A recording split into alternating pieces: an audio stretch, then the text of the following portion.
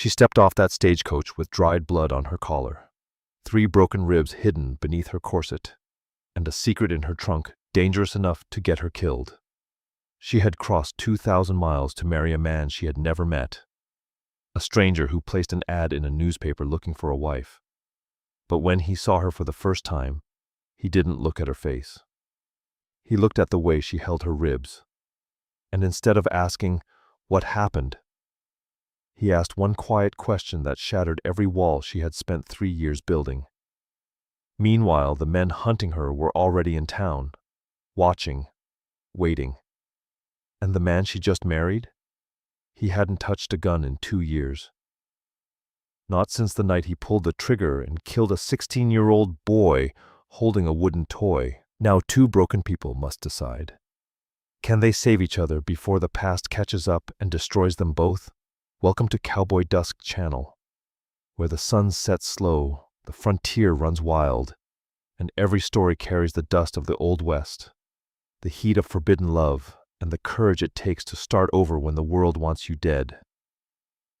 This is a story that proves healing doesn't mean becoming unwounded. It means refusing to be wounded alone. And sometimes the bravest thing you'll ever do isn't pulling a trigger. It's putting the gun down and choosing to stay. If that hits something deep in your chest, you're in the right place. Hit like so this story finds someone who needs it tonight. Drop a comment. Tell me, what would you have done with that ledger? Share this with someone who believes in second chances. And if you haven't yet, subscribe and ring that bell, because every week at Cowboy Dusk, there's a new story waiting for you when the sun goes down. The dried blood on Clara Bennett's collar had turned the color of rust. She had found it in the washroom mirror on the train outside Cheyenne, and had not had time to scrub it out before reaching Montana. She hoped the man waiting for her would not notice. Men like the one she had married never noticed blood, and men who did were the kind she had learned to fear. The stagecoach lurched to a stop in a cloud of dust so thick Clara could taste grit between her teeth. She sat perfectly still on the wooden bench, her gloved hands gripping the edge of the seat so hard her knuckles ached beneath the fabric. Every muscle in her body was tensed against the pain that radiated from her left side, like fingers of fire reaching between her ribs and squeezing. 3 broken ribs. The doctor in Philadelphia had told her they would heal in 6 to 8 weeks. That had been 6 weeks ago, and they still hurt like the devil himself had taken up residence beneath her corset. But pain was something Clara Bennett had learned to manage. She had been managing it for 3 years. A few broken bones were nothing compared to the slow destruction of living with a man who used his fists the way other men used words. Through the dirty window, she could see the town of Copper Ridge stretching out before her, if you could call it a town. A dozen buildings lined a muddy main street, their wooden facades weathered gray by years of wind and sun. There was a saloon with 3 men already drunk on the porch at 2 in the afternoon. A blacksmith's hammer clanged somewhere to the left, the sound sharp and rhythmic. The smell hit her before the sight did. Horse manure, wood smoke, dust, and something sour drifting from the saloon that might have been spilled whiskey, or might have been something worse. This was not Philadelphia. There were no brick row houses, no cobblestone streets, no gas lamps glowing at dusk. There was just mud and wood and sky so wide it made her chest ache for reasons that had nothing to do with broken bones. Mountains rose in the distance, their peaks still crowned with snow even though September had already turned the grass to gold. Everything looked raw and new and impossibly far from the life she had left behind. Clara was not sure if that was a comfort or a terror. "Copper Ridge," the driver shouted, his voice rough from years of breathing trail dust. "Last stop. Everybody off." Clara took a careful breath, shallow enough not to hurt too much, and reached for her reticule. Her fingers trembled as she gathered her things. Inside the small bag she carried money, a letter of introduction, and something heavier that she touched compulsively, pressing her fingers against its shape through the fabric. She did not open the bag. She just needed to know it was there. This was it. The moment she had been dreading and praying for in equal measure for the past 23 days. She was about to meet the man who thought he was getting a wife. The man who had no idea what he was really getting. A broken, desperate woman carrying secrets that could get them both killed. The driver appeared at the coach door and offered his hand. Tom Brewster was his name, a weathered man in his 50s with kind eyes and a perpetual squint from years of staring into the sun. Clara took his hand and stepped down carefully, precisely. She had learned exactly how to move since the beating. How to breathe. How to sit and stand and walk without letting the agony show on her face. Pride was a strange thing. Even running from everything she had ever known, even stepping into a marriage with a complete stranger, she could not quite let go of the need to appear whole. Her feet touched the ground and the world tilted. Pain, exhaustion, fear. It all caught up with her at once, a wave that nearly took her legs out from under her. She swayed and the driver's grip tightened on her arm. "You look like you have walked through hellfire, ma'am." "You all right?" "Just tired from the journey," Clara lied. The words came automatically, the way lies always did. She had been telling them so long they felt more natural than the truth. She steadied herself and looked around, scanning the handful of people on the street. She was searching for a man who matched the description in the letters. Tall, dark-haired, broad-shouldered, early 30s. The letters had been practical, almost formal. He had written about his ranch, about the work that needed doing, about his need for a partner to help build a life in Montana territory. He had not written about love or romance or anything that might have required Clara to pretend feelings she did not have. That was why she had answered his advertisement, because he had seemed safe, because he had asked for a partner, not a treasure, because his letters had been kind without being sweet and straightforward without being cold, because she had been desperate enough to believe that a stranger 2,000 miles away might be better than the hell she was living in.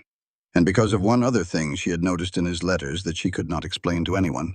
His handwriting was neat and precise, unnaturally so, not the hand of a rancher, the hand of a man accustomed to writing reports, filling out official documents, recording information in careful block letters. Clara did not know what it meant, but she filed it away the way she filed everything away. Information was currency. It was the only kind of wealth a woman like her could carry. She released Tom Brewster's arm and stood on her own, smoothing her skirt with hands that would not stop shaking. The street was not crowded, but she felt exposed. Every face was a stranger. Every shadow could hold a threat. Then she heard boots on the wooden boardwalk behind her. Heavy, steady, unhurried. "Mrs. Bennet." The voice was low and quiet, carrying just enough to reach her over the street noise. Clara turned. She turned too fast. Pain detonated through her ribs like a gunshot, white and blinding, and she gasped before she could stop herself. Her hand flew to her left side, pressing hard against the corset that held everything together. For 3 full seconds, she could not draw breath. The world went narrow and dark at the edges, and she thought she might faint right there in the street on the day she was supposed to start a new life. When her vision cleared, she found herself looking up at a man who matched the description from the letters in every detail. Caleb Turner stood about 6 feet tall, with shoulders broad enough to fill a door frame. His face was weathered and tanned, with lines around his eyes that spoke of years spent squinting into open country. His dark hair needed cutting, and his jaw was covered in several days of stubble. He wore working clothes, a faded shirt and vest, and trousers that had been mended more than once. His hat was in his hands. Clara noticed all of this in the space of a heartbeat. But the detail that stopped her, the detail that made something shift in the back of her mind, was this. He wore no sidearm, no gun belt, no holster, no weapon of any kind visible on his person.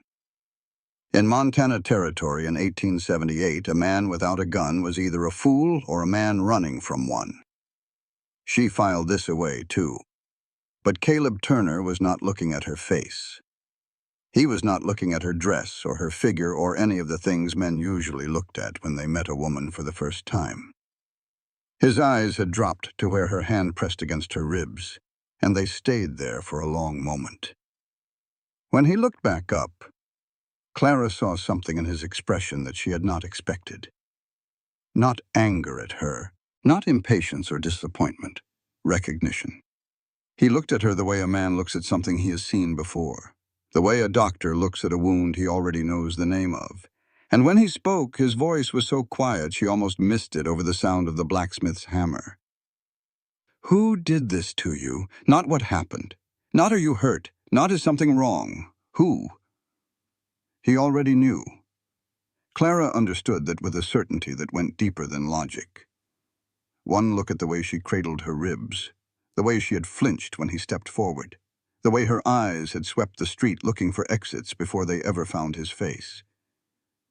He had read the whole story in the space of 10 seconds, and he had asked the one question no one in Philadelphia had ever thought to ask. Not the doctor who set her ribs, not the neighbors who heard the screams through the walls, not the minister who officiated her first wedding. Who did this to you? The question broke something inside Clara's chest that had nothing to do with bone. It cracked the wall she had spent 3 years building, the wall that kept the truth locked away where it could not hurt her anymore. She had prepared herself for anger, for suspicion, for disappointment, for the cold calculation of a man deciding whether damaged goods were worth keeping. She had not prepared herself for this, for a stranger who looked at her with steady eyes and asked the question that meant he already saw the truth and was not afraid of it. Clara did not cry. She had trained herself out of crying years ago, because tears made Robert angry, and anger made Robert dangerous. Instead, something worse happened. She began to shake. Not a delicate tremor, not a ladylike quiver. Her whole body shook from her boots to her shoulders, as if the ground beneath Copper Ridge had started to quake and only she could feel it. Her teeth chattered. Her knees buckled and she grabbed for the side of the stagecoach to keep from falling. Caleb Turner did not touch her. He did not rush forward or reach for her arm or try to steady her the way Tom Brewster had. Instead, he looked around, spotted a wooden shipping crate near the general store, and dragged it to within a few feet of where Clara stood trembling. He set it down carefully, stepped back, and counted his paces. He stopped exactly 6 steps away. "Sit," he said. "Nobody is making you do anything. You sit here until you are ready. There is no rush." Clara sank onto the crate because her legs would not hold her anymore. She pressed her hands flat against her knees to try to stop the shaking, and stared at the man who stood 6 paces away with his hat in his hands and patience in his eyes. 6 paces, not close enough to threaten, not far enough to abandon. The exact distance a wounded woman might need to feel she could breathe. She wondered how he knew that. She wondered what kind of man measured distance that way, instinctively, the way a carpenter measures wood or a seamstress measures cloth. She wondered what he was running from and whether it was anything like what she was running from, and whether 2 people running from different nightmares could somehow build something worth staying for. And then, over Caleb Turner's shoulder, Clara saw something that turned her blood to ice water. A thin man with a sharp face stood on the boardwalk across the street, leaning against the post outside the general store. He was small, wiry, with features that reminded Clara of a fox.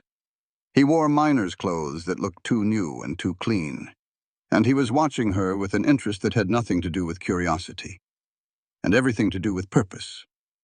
Their eyes met for exactly 1 second.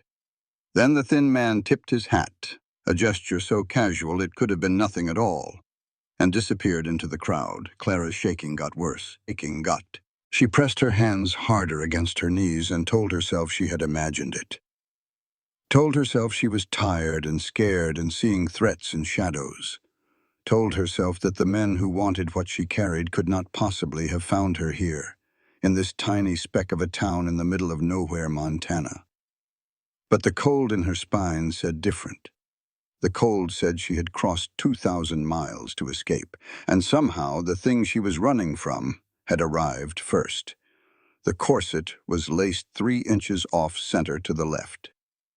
That was the first thing Caleb Turner noticed about the woman stepping off Tom Brewster's stage. Not her face, not her dress, not the dark circles under her eyes or the way her traveling clothes hung looser than they should have. The corset.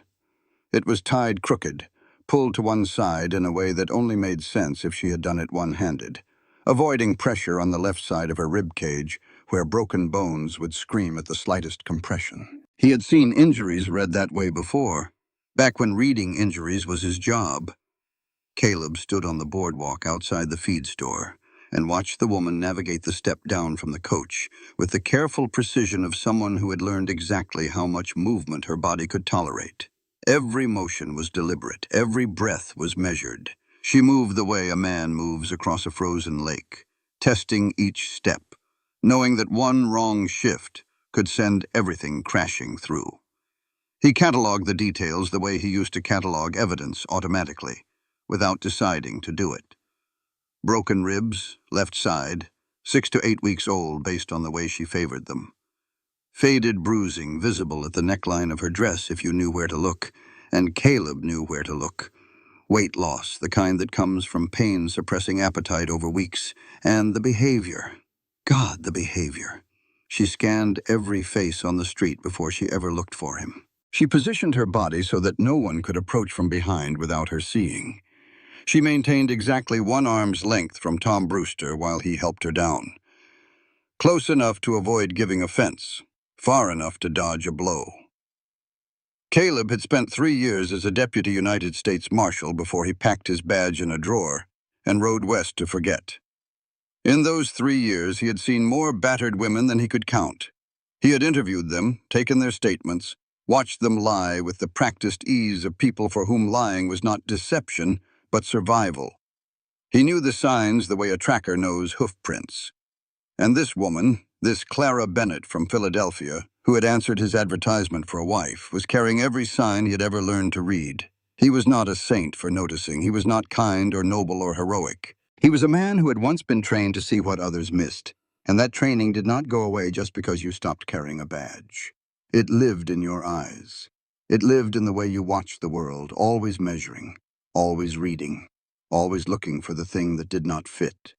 What he felt, standing on that boardwalk watching Clara Bennett press her hand against her broken ribs, was not compassion. Not yet.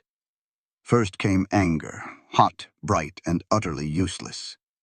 Anger at whoever had done this to her. Anger at himself for placing an advertisement in a Philadelphia newspaper and expecting a simple business arrangement instead of this. Anger at the fact that she reminded him of someone, and that the someone she reminded him of was the last person on earth he wanted to think about. Margaret Dawson, Billy's mother. The woman who had run screaming from a doorway on Callow Hill Street in Philadelphia to find her 16-year-old son dying in the gutter with a bullet from Caleb Turner's revolver in his chest. The boy had been running with a gang of street thieves. He had drawn what Caleb believed was a pistol. It was a carved wooden gun, painted black, a toy that looked real enough in the half-light of a November dusk. Caleb fired once. The boy dropped. The wooden gun clattered on the cobblestones. And Margaret Dawson had the same eyes that Clara Bennett had now, haunted, calculating, already mourning something that was not yet fully dead. Caleb shook off the memory and crossed the street. He held his hat in his hands because his mother had raised him to remove his hat when addressing a lady, and because it kept his hands busy, which kept them from shaking. "Mrs. Bennett," he said. She turned too fast and the pain took her. He saw it happen in real time. The gasp, the hand flying to her side, the 3 seconds of absolute breathlessness when her face went white and her eyes went wide and the whole world narrowed to the single point of agony between her ribs. She swayed and nearly went down. He did not reach for her. Every instinct said to grab her arm, steady her, keep her from falling. But Caleb had learned something about abused women during his years carrying a badge. You do not touch them without permission.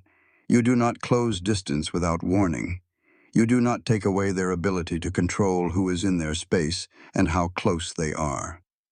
Because for women like this, every uninvited touch is a reminder of the last hands that touched them. And those hands were not gentle. So he watched her steady herself, and he asked the only question that mattered. "Who did this to you?" The question was not careful. It was not diplomatic. A better man might have eased into it, might have waited days or weeks before broaching the subject. But Caleb Turner was not a better man. He was a former lawman with a dead boy on his conscience and a revolver in his desk drawer that he had not touched in 2 years. He had exactly one skill left from his old life, and that skill was seeing the truth in front of him and naming it out loud.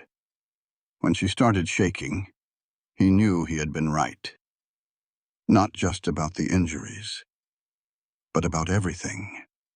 This was not a woman who had fallen downstairs or been thrown from a horse.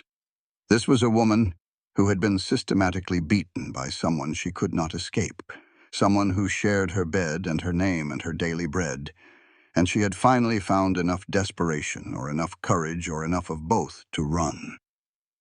He found a crate. He set it down. He stepped back 6 paces. The distance was automatic, a measurement from his training days. 6 feet was the minimum distance at which a frightened person could see your whole body and assess whether you were a threat. It was the distance you kept during interviews with traumatized witnesses. Caleb had not thought about that training in 2 years. But his body remembered even when his mind tried to forget. She sat. She shook. She did not cry. And Caleb thought that the absence of tears was worse than tears would have been, because it meant she had been taught that crying was dangerous, that someone had punished her for showing pain until she learned to swallow it. He waited. The street moved around them. People glanced and whispered and moved on. Tom Brewster hovered near the stagecoach, uncertain, until Caleb caught his eye and gave a small shake of his head that said, "Give us a minute, Tom." After a while, the shaking slowed.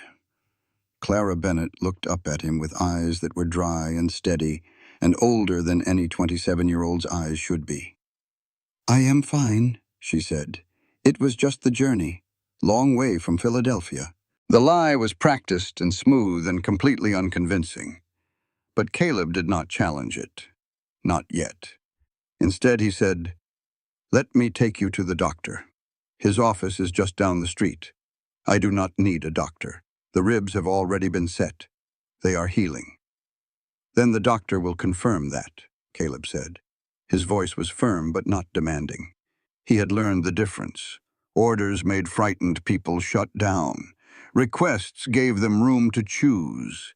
He offered his arm, not reached for hers. Offered. Palm up, elbow bent. The gesture of a man waiting for a decision that was not his to make. Clara stared at his arm for a long moment. He could see the calculation behind her eyes, the risk assessment she was running without even knowing she was doing it. Then she took his arm, her fingers light as moths on his sleeve, and they walked together toward Dr. Harrison's office. She never let him walk behind her. She kept her body angled so she could see both him and the street. She maintained contact with his arm but did not lean on it, holding herself upright by will alone despite the pain that tightened her face with every step. Caleb noticed all of it, and he hated every bit of it. Not her, never her. He hated the man who had taught her to navigate the world this way, the man who had turned a simple walk down the street into a tactical exercise in self-preservation. Dr. Samuel Harrison looked up from his desk when they entered. He was a lean man in his late 50s, with kind eyes behind wire-rimmed spectacles and a gray beard trimmed close. He had been a Union Army field surgeon before he came west, and he carried the steadiness of a man who had operated on screaming soldiers with cannonballs falling around him. Nothing surprised Samuel Harrison anymore. "Caleb," he said warmly, then noticed Clara. "And this must be the young lady from Philadelphia." "This is Clara Bennett," Caleb said. "She has been injured. Broken ribs about 6 weeks ago." Harrison's expression shifted into professional concern. He stood and gestured toward the examination room. "Come in, please. Let us have a look." Clara glanced at Caleb. He read the question in her eyes. "I will be right here in the waiting room," he said, "unless you would prefer I leave entirely." "The waiting room is fine," Clara said, and followed the doctor through the door. Caleb sat down in a wooden chair and waited. The examination took 20 minutes. Through the closed door, he could hear the low murmur of voices, but not the words. He stared at his hands, rough and calloused from ranch work, and thought about the woman on the other side of that door. He thought about what he had gotten himself into by placing that advertisement. He thought about the careful, practical letters she had written in response, the letters that had seemed so sensible and straightforward, and he wondered how much pain had been hidden between every line. The door opened. Harrison came out first, his face professionally neutral, and gestured for Caleb to follow him to the far corner of the waiting room. 3 ribs left side, the doctor said quietly. 6 to 8 weeks old, well set, healing properly. But there are older marks beneath the fresh ones, Caleb. Bruising in various stages of healing. Some of it goes back months, maybe longer. She has been beaten repeatedly over an extended period.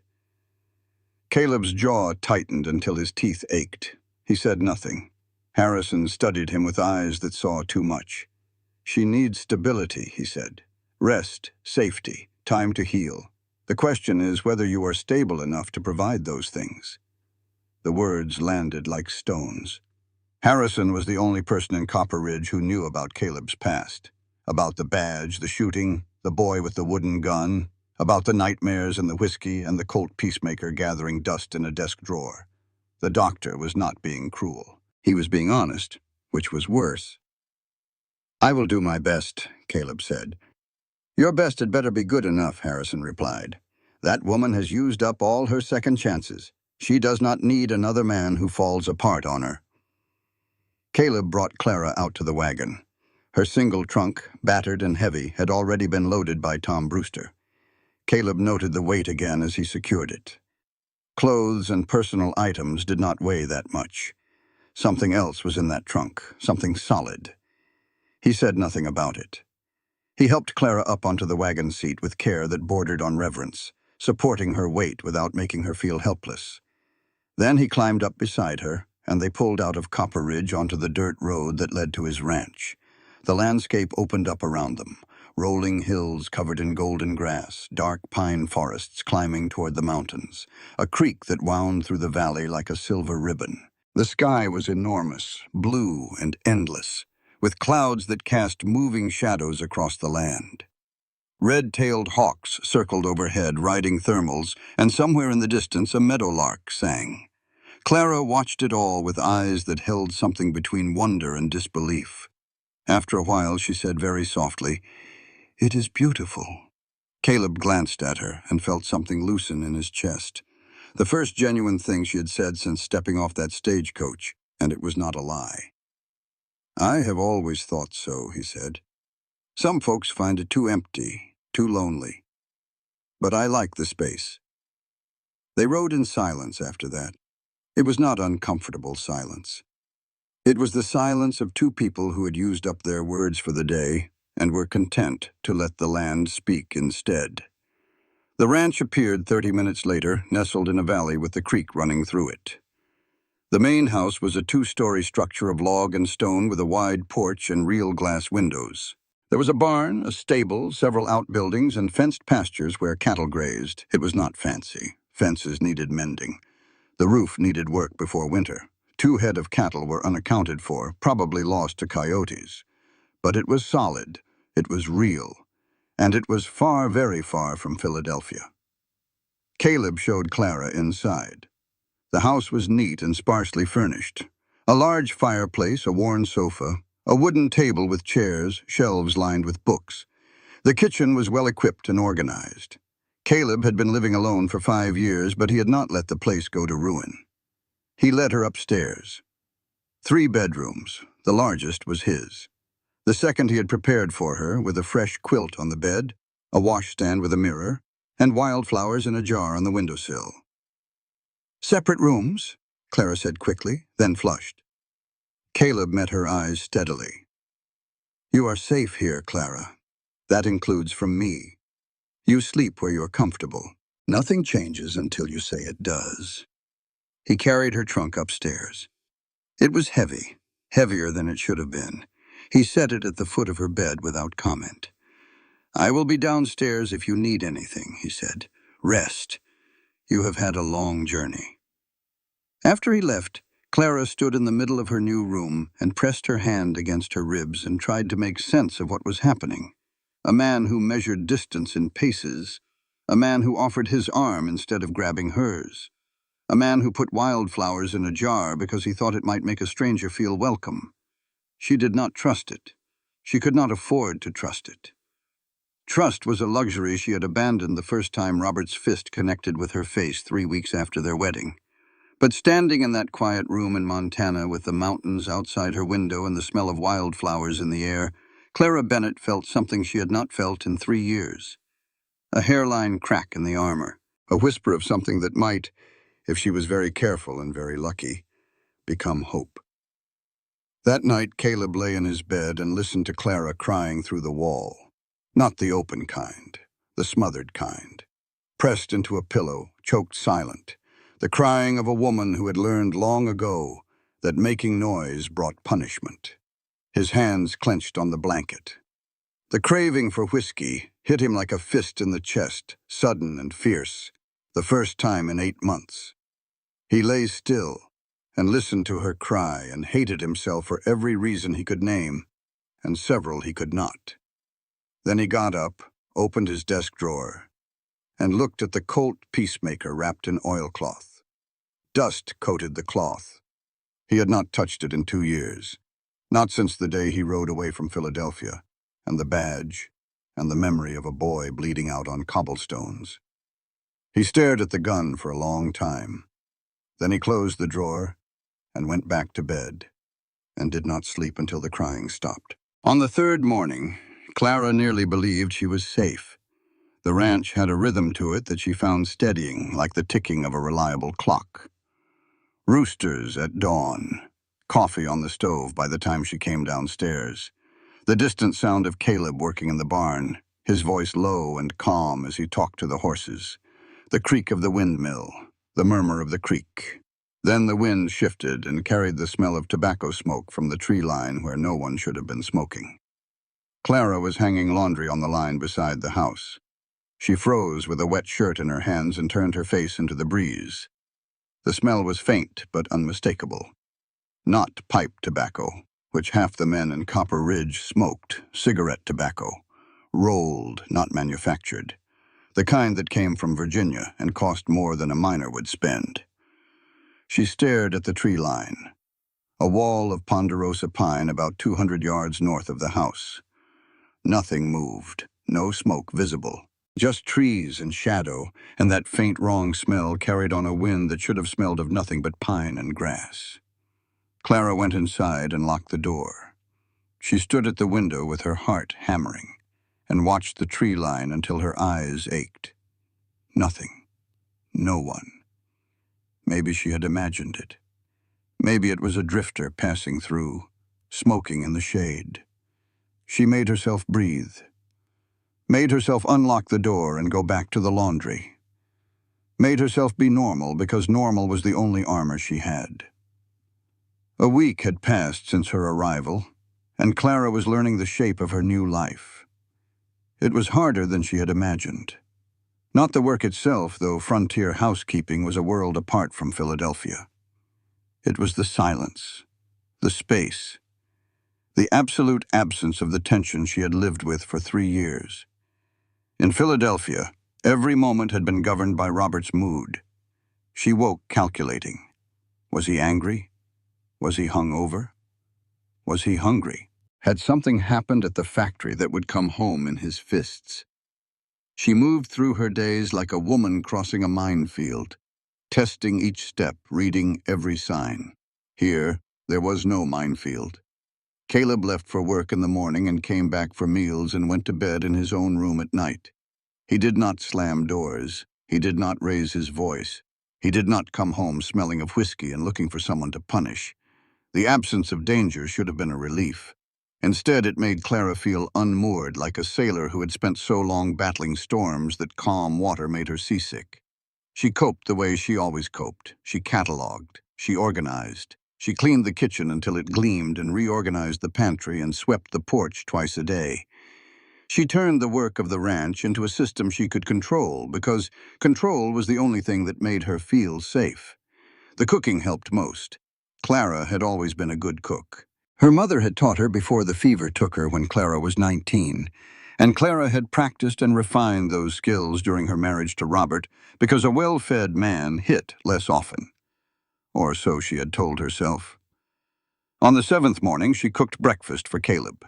Proper breakfast. Eggs from the henhouse, bacon from the smokehouse, biscuits from scratch with butter she had churned herself the day before. She set the plate in front of him and stood back, hands clasped, waiting for the verdict. The posture was automatic. She had stood exactly that way 1,000 times while Robert ate, bracing for criticism, ready to deflect blame. Caleb took a bite. Then he set down his fork and looked at her with an expression that was almost pained. "Good Lord," he said. "I have been eating my own cooking for 5 years. You have just shown me how much I have been punishing myself." Clara blinked. Then something happened that surprised her more than anything since her arrival. She almost smiled. Not quite. The corners of her mouth lifted and her eyes softened, and for one fraction of a second she was a woman amused by a man's honest reaction to a simple meal, instead of a woman waiting to be told she had done something wrong. The almost was important. She was not ready for full smiles yet, but the almost was a start. That afternoon, a visitor came to the ranch. Clara heard hoofbeats and went to the window with her heart in her throat. But the rider was a woman. She was about 40, with black hair pulled back in 2 long braids, dark eyes, and a face that looked like it had been carved from the same stone as the mountains. She wore a mixture of native clothing and frontier dress, buckskin leggings beneath a calico skirt, and she rode her horse without a saddle. Caleb came out of the barn and greeted her with easy familiarity. "Nettie, good to see you." "Clara, this is Nettie Crow Feather. She lives about 5 miles north of here. Nettie, this is Clara. This is my wife." The word still felt strange. Wife. Clara was not sure she would ever get used to hearing it applied to her again. Nettie Crow Feather looked Clara up and down with an assessment that was thorough and completely unsentimental. She took in the careful posture, the hand that drifted unconsciously to the left side of the rib cage, the eyes that were too watchful for a woman standing in her own yard. "Your ribs are broken," Nettie said flatly. "I have a poultice for the pain, yarrow and comfrey, with white willow bark for swelling. You want it, or you want to keep pretending it does not hurt?" Clara stared at her. Then she laughed. The sound burst out before she could stop it, sharp and startled, and it echoed off the barn wall and came back to her like an echo from a different life. Her first real laugh in Montana. Maybe her first real laugh in years. The laugh hurt her ribs. She pressed her hand against her side and laughed harder, which hurt more, and she did not care. Nettie watched her with an expression that might have been satisfaction. She dismounted and pulled a clay pot from her saddlebag. "This goes on the ribs twice a day, morning and night. It will smell terrible, and it will stain your underthings, but it works." Clara took the pot. Their fingers touched briefly, and Clara felt something pass between them. Not friendship, not exactly. Recognition. 2 women who had been hurt by men they trusted, standing in the afternoon sun, acknowledging each other without a single word about what they had endured. Nettie knew plants. She knew yarrow and comfrey and willow bark, the same plants Clara's mother had taught her about before the fever came. They stood in the yard and talked about remedies and growing seasons and the properties of different roots, and for 20 minutes Clara forgot about broken ribs and stolen ledgers and men who might be watching from the tree line. When Nettie left, she said one thing that lodged in Clara's mind like a burr. "Whatever secret you are carrying, it will get lighter if you share it, or it will get heavier until it crushes you. Your choice." Clara did not ask how Nettie knew there was a secret. Some things did not need asking. That evening, Clara was washing clothes in the creek when she saw them. 2 riders, moving slowly along the northern fence line of the ranch. They were maybe 300 yards away, following the fence at a walk. One was large, thick through the chest and shoulders, sitting his horse like a man accustomed to spending long hours in the saddle. The other was smaller, sharp-featured. Even at that distance, Clara recognized the build.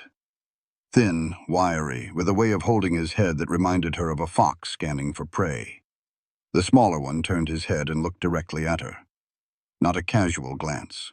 Not the passing curiosity of a stranger riding through unfamiliar country. He looked at her the way you look at something you have been searching for. Deliberately, knowingly.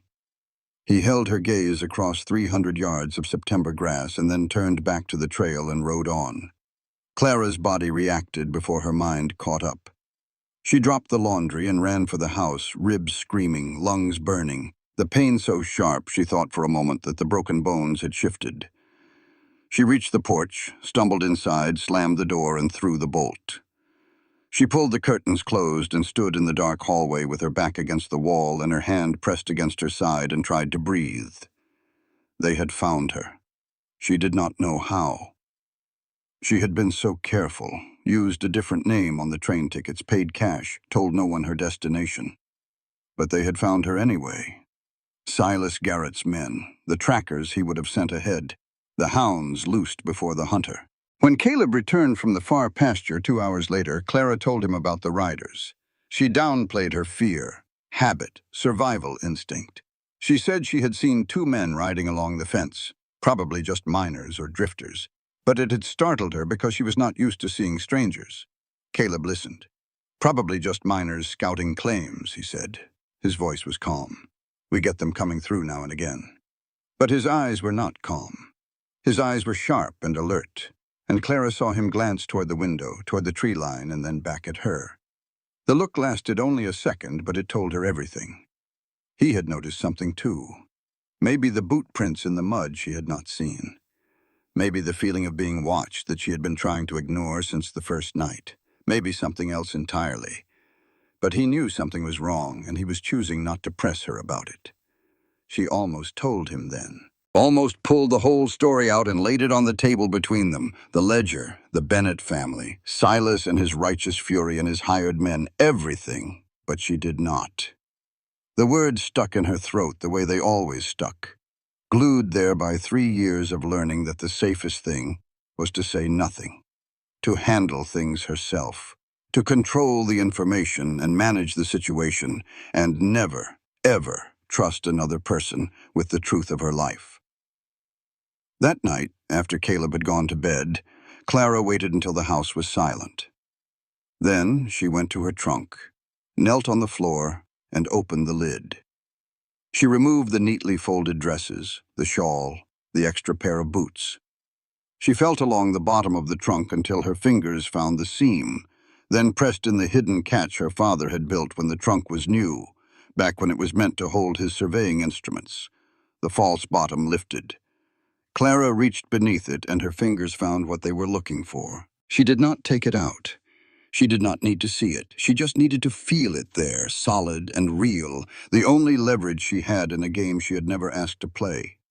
She pressed her fingertips against the object's surface and held them there until her heartbeat slowed. It was still here. It was still safe. As long as she had it, she had power. As long as Silas Garrett wanted it back, he could not simply kill her. He had to find it first. She closed the false bottom, replaced the clothing, and locked the trunk. She checked the lock twice. Then she lay in bed and stared at the ceiling and tried to convince herself that she had everything under control. Outside, the wind carried the faint smell of tobacco smoke again, from the tree line north of the ranch. No campfire, no lantern, just the orange glow of a cigarette tip, steady as a heartbeat, burning in the dark between the pines where no one should have been. Caleb Turner had proposed marriage exactly once in his life. The woman said yes with terror in her eyes, and he could not decide what was worse, that she was afraid, or that she was afraid and said yes anyway. 2 weeks had passed since Clara's arrival. They sat at the kitchen table on a Tuesday evening with the remains of supper between them, and talked about getting married the way other people talked about buying livestock.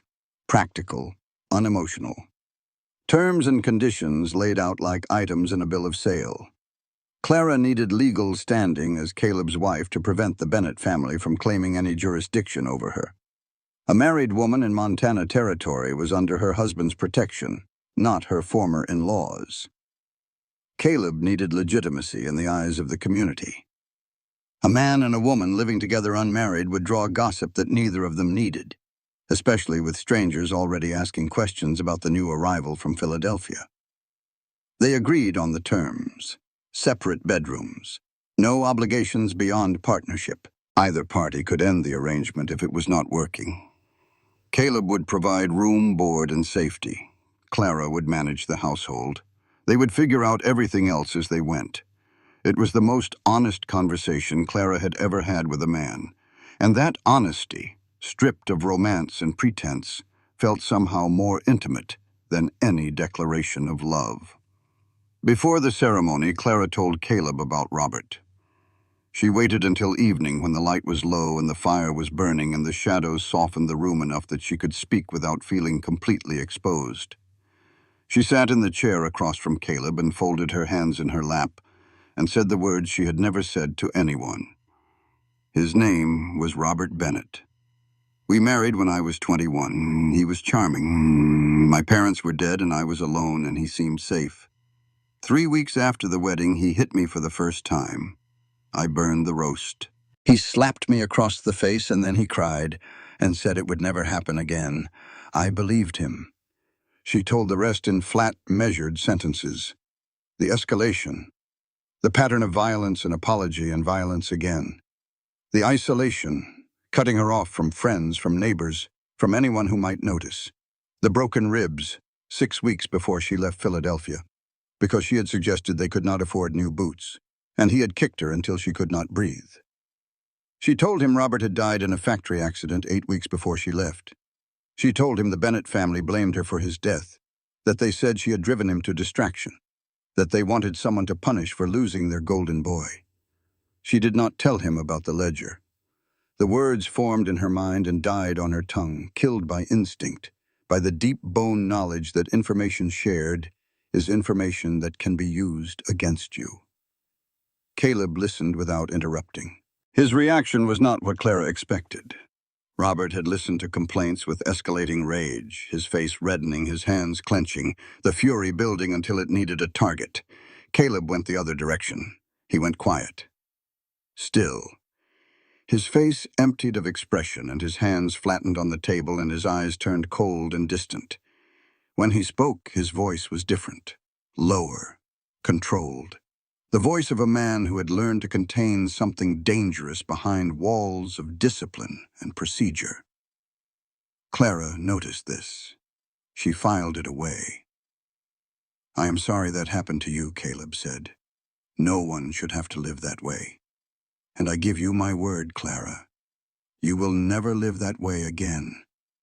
Not here. Not with me. She wanted to believe him. She wanted to believe him so badly it was a physical ache. But 3 years of broken promises had taught her that words were cheap and fists were honest, and the only thing you could truly rely on was yourself. The wedding was small. A Thursday afternoon. Clear sky. The white church on the hill overlooking Copper Ridge. Reverend Matthews officiated. Dr. Harrison and Tom Brewster stood as witnesses. No one else attended. Clara wore her best dress, dark blue with black trim, widow's colors, though she felt no grief for the man she had buried. One moment during the ceremony stayed with Clara forever. When Reverend Matthews asked, "Who gives this woman?" silence filled the church. No father, no brother, no one to answer the question because Clara Bennett had no one left in the world. She walked to the altar alone, unescorted, ungiven. She stood before the Reverend and the God she was not sure she believed in anymore, and she made her choice with her own 2 feet and her own free will. No one was giving her away because she was not property to be given. Caleb saw it. She knew he saw it because something shifted in his face when she stepped up beside him. Not pity. Something closer to respect. They exchanged vows. Simple words. Caleb's voice was steady. Clara's shook, but she got through them. When the Reverend said, "You may kiss your bride," Caleb looked at her with a question in his eyes. She nodded, barely, and he leaned down and pressed his lips to hers so briefly and so gently that it was more a promise than a claim. After the ceremony, Tom Brewster clapped Caleb on the back and grinned. "About time you found yourself a wife, Caleb Turner." Then his grin faded slightly and he said, almost as an afterthought, "Say, couple of fellas asked me about stagecoach passengers from Philadelphia last week. Said they were looking for a lost sister. I told them I did not know anything about it. But odd thing, is it not? Who comes all the way to Copper Ridge looking for a lost sister? Clara felt the blood drain from her face. Her hands went cold, and her vision narrowed to a single point of light, and she heard a roaring in her ears that might have been fear, or might have been the world collapsing around her. She recovered quickly. Years of practice had taught her to school her expression, to swallow panic and present a mask of calm. But she was not fast enough. Caleb was watching her, and the look on his face told her he had seen everything. He did not ask. Not there, not in front of the others. But something changed behind his eyes. A sharpening, a focus. The sleepy rancher who moved through his days with quiet patience was suddenly, briefly, someone else. Someone more alert, more watchful, more dangerous. They rode back to the ranch in the golden light of late afternoon, man and wife. Strangers bound by a contract and a ceremony, and the shared understanding that neither of them was being fully honest with the other. That night, Clara went to her room early. She lay in bed and listened to the sounds of the house and tried not to think about Tom Brewster's casual words. A lost sister. Silas was thorough. Silas was patient. Silas had sent men ahead to search for her, and those men were asking questions, and sooner or later someone would answer them. Downstairs, Caleb did not go to bed. Clara heard him on the porch. She heard the clink of glass. Then silence. Then the clink again. She knew what the sound was. She had heard it often enough in Philadelphia. A man and a bottle, working through something that would not let him sleep. At midnight, she went downstairs. She found him sitting on the top step of the porch with a half-empty bottle of whiskey between his boots. He was not drunk. He was somewhere worse. He was weeping without sound, his shoulders shaking, his face wet, his hands gripping his knees hard enough to whiten his knuckles. Between ragged breaths, words came out. Fragments. A name. Billy. A detail. Wooden gun. It was a wooden gun. A sound. His mother. God, his mother screaming. Clara stood in the doorway and watched this man break. She had seen men break before. Robert broke in the other direction, outward, into fists and fury and objects hurled at walls. This breaking was different. This man was turning the destruction inward, grinding himself down with guilt and whiskey and memory. She did not ask questions. She did not demand explanations. Instead, she walked to the step and sat down beside him, leaving 6 inches of space between them. She reached over and took the bottle from his hands. He let her without resistance, his fingers opening like a man releasing something he had been holding too long. She set the bottle behind her, out of his reach.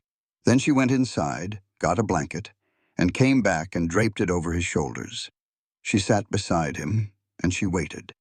She did not touch him. She did not speak. She just sat and let him know that someone was there, that someone had seen him at his worst and was not running. The crying slowed, the breathing steadied. After a long time, Caleb wiped his face with his sleeve and stared at the ground between his boots. "I am sorry," he said. "You should not have seen that." "I have seen worse," Clara said quietly, "and you have nothing to apologize for." They sat in silence until the sky began to lighten. Then Caleb stood, took the blanket from his shoulders, folded it carefully, and went inside without another word. In the morning, Clara came downstairs to find the whiskey bottle empty and upside down in the dirt beside the porch steps, the last of its contents soaking into the ground. On the kitchen table sat a single wildflower in a jar. No note, no explanation. Just a man's silent way of saying, "I am sorry and thank you and I am trying," all at once. Clara touched the flower gently and felt something shift in her chest, something small but significant. A wall she had spent 3 years building, a wall that was supposed to keep everyone out, developed one more crack. And through that crack, a sliver of light found its way in. Caleb was already in the barn. She watched him through the kitchen window as he saddled a horse, and she noticed that his movements were deliberate, focused, carrying a tension that had not been there before. Something had changed in the night. The weeping had broken something loose, and whatever had been uncovered was not soft or vulnerable. It was hard and sharp and watchful. He was leading the horse out of the barn when he stopped. Clara saw him look down at the ground near the barn wall directly beneath the window of her bedroom. He stood very still for a long time. Then he knelt and examined something in the mud. He stood up slowly. His face was blank in a way that Clara recognized. Not empty, but controlled. The face of a man who has just discovered something dangerous and is deciding what to do about it. He looked up at her window, then at the tree line, then at the tracks in the mud that Clara could not see from the kitchen. When he mounted his horse and rode out, he did not ride toward the pastures. He rode toward the road that led to Copper Ridge. And his hand, as he turned the horse, brushed against his hip where a holster used to hang. It found nothing there. But the gesture was automatic, instinctive. The gesture of a man reaching for a weapon that had once been as much a part of him as his own arm. Clara watched him ride away and wondered what he had seen in the mud.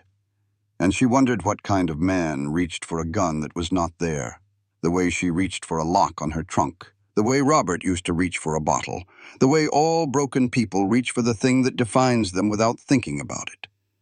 Boot prints. She would learn later that he had found boot prints. City boots with narrow soles and leather heels, the kind no rancher or miner in Montana would wear. They led from the tree line to the barn wall directly beneath her window and back again. Someone had stood in the dark close enough to hear her breathe and left before dawn. The wolves came on a Tuesday. Caleb Turner's worst day came that same week. And Clara would not know until much afterward which storm had been more dangerous. It started with the weather. A cold front swept down from Canada, early and vicious, turning the September sky the color of a bruise and sending temperatures plunging overnight. The cattle were restless. The horses paced in their stalls. Even the chickens huddled together in the hen house with their feathers puffed out, sensing something coming that they could not name. Caleb spent the morning reinforcing the cattle pen, replacing rotted posts and stringing new wire. Clara watched him from the porch, mending his shirts with steady hands, and noticed the way he kept glancing north toward the mountains. She had learned enough about ranching in 2 weeks to know that nothing good came from the north in September. "Storm coming," Caleb said when he came in for lunch. "A bad one. Might push the wolves down from the high country. If you hear anything tonight, anything at all, you stay inside and bar the door."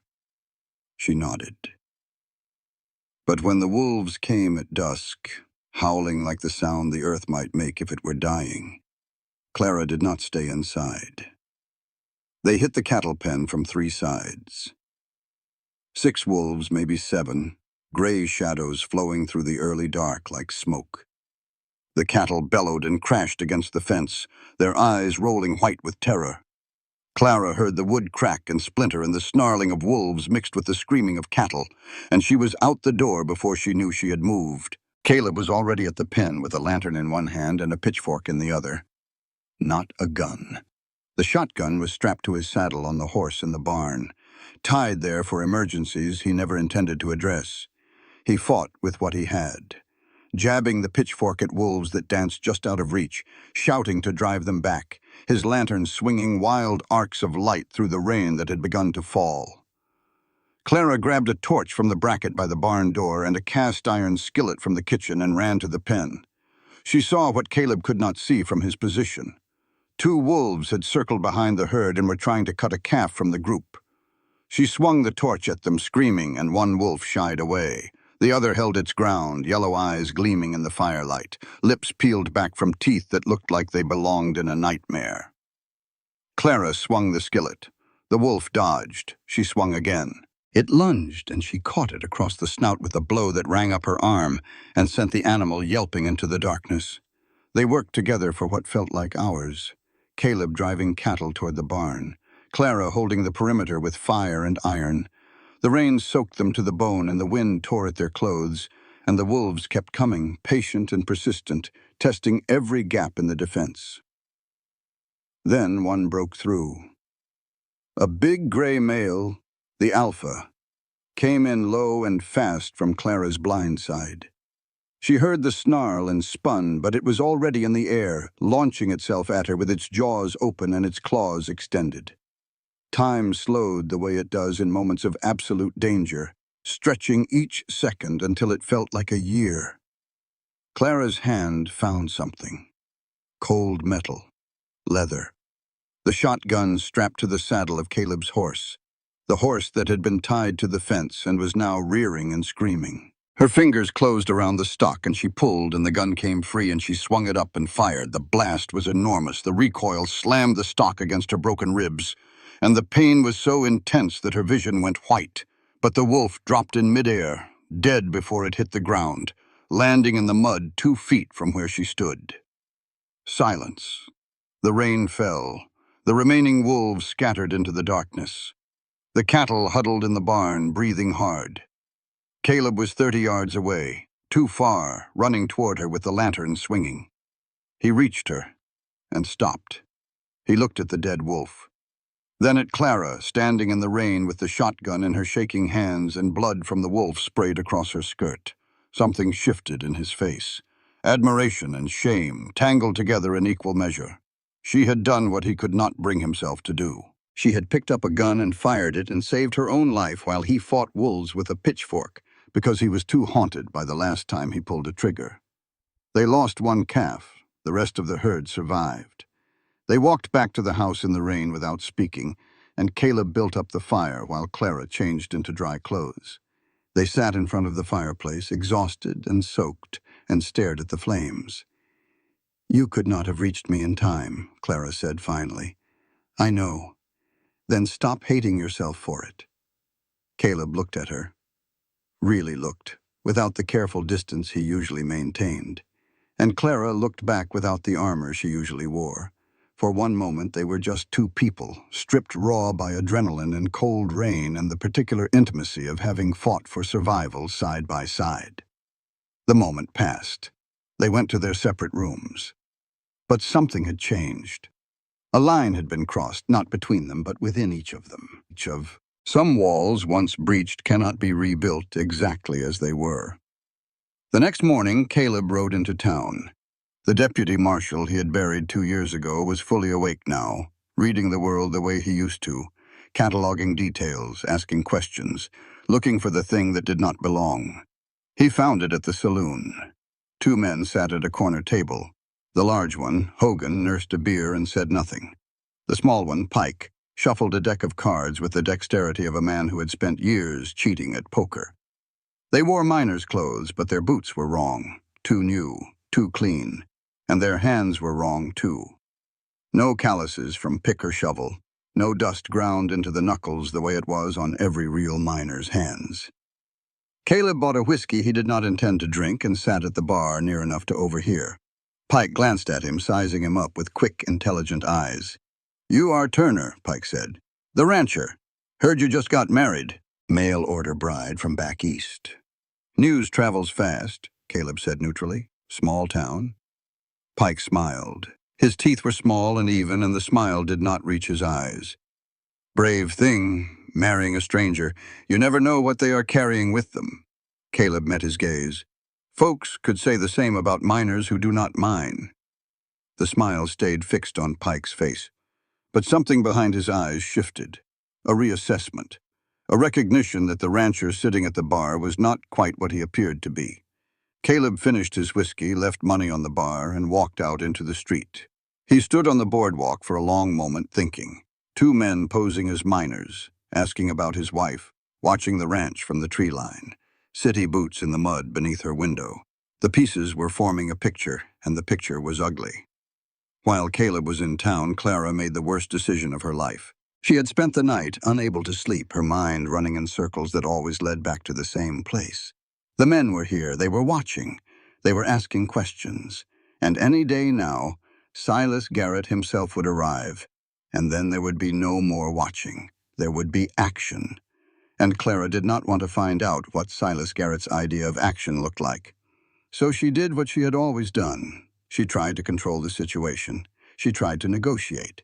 She saddled the gentlest horse in the barn and rode into Copper Ridge, her ribs protesting every step of the way. She went to the telegraph office, a cramped room in the back of the general store run by a gossip named Willard, who wore a green eyeshade and knew everyone's business. Clara wrote out a message and handed it to Willard with payment.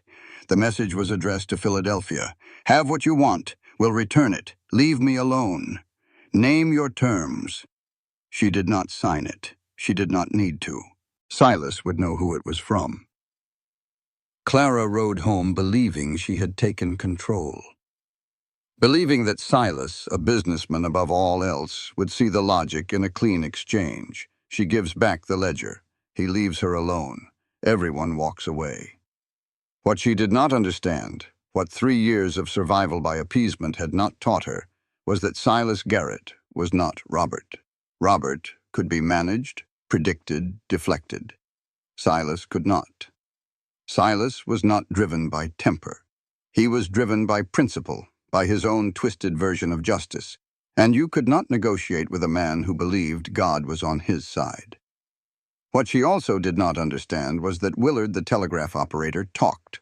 By sundown, half of Copper Ridge knew that the new Mrs. Turner had sent a wire to Philadelphia. By nightfall, the information had reached Pike. Clara had just confirmed her exact location. She had confirmed that she had the ledger. And she had accelerated Silas Garrett's timeline from weeks to days. That evening, the house felt different. Caleb had returned from town quieter than usual, and Clara had returned from her own trip carrying guilt she could not show. They moved around each other in the kitchen, preparing supper in a silence that was heavier than the comfortable silences they had been building. After the meal, they sat on the porch. Clara was mending his shirts, the domestic rhythm she had come to rely on. Caleb pointed out constellations, naming them one by one, his voice low and steady in the darkness. The Big Dipper, Cassiopeia, the North Star, fixed and constant while everything else spun around it. His hand brushed hers, reaching for the same coffee mug. Neither pulled away. For a moment, their fingers rested together on the warm ceramic, and Clara felt something that had nothing to do with fear or survival or strategic calculation. She felt the simple human warmth of another person's touch, freely given, and the feeling was so foreign it almost made her cry. Nettie visited briefly, bringing a fresh batch of poultice for Clara's ribs. As she left, she paused at her horse and looked back at Clara with those dark, seeing eyes. "Whatever you keep checking inside that trunk," she said, "secrets have weight. They will pull you under if you carry them alone." Clara stiffened, but Nettie was already mounting her horse, and the darkness swallowed her before Clara could respond. That night, lying in bed, Clara heard Caleb moving downstairs, not sleeping, pacing, back and forth across the main room, his bootfalls steady on the wooden floor. Then the sound stopped. A drawer opened. The desk drawer. A long silence. Then the drawer closed again. Clara stared at the ceiling and wondered which was more dangerous. The men watching from the tree line, the secrets her husband kept in his desk, or the secrets she kept in her trunk. And she wondered if a house built of wood and good intentions could survive the weight of all of them. Every marriage has secrets. Theirs had two, and both carried enough weight to crush everything they were building between them. Clara discovered Caleb's secret on a Wednesday, in the middle of the street, in broad daylight. They had ridden into Copper Ridge together for supplies. It was the first time they had been in town as husband and wife, and Clara felt the eyes on them as they walked the main street. Curious looks, whispered conversations behind hands, the new Mrs. Turner, the mail-order bride. She had been a topic of gossip since she arrived, and the wedding had only intensified the interest.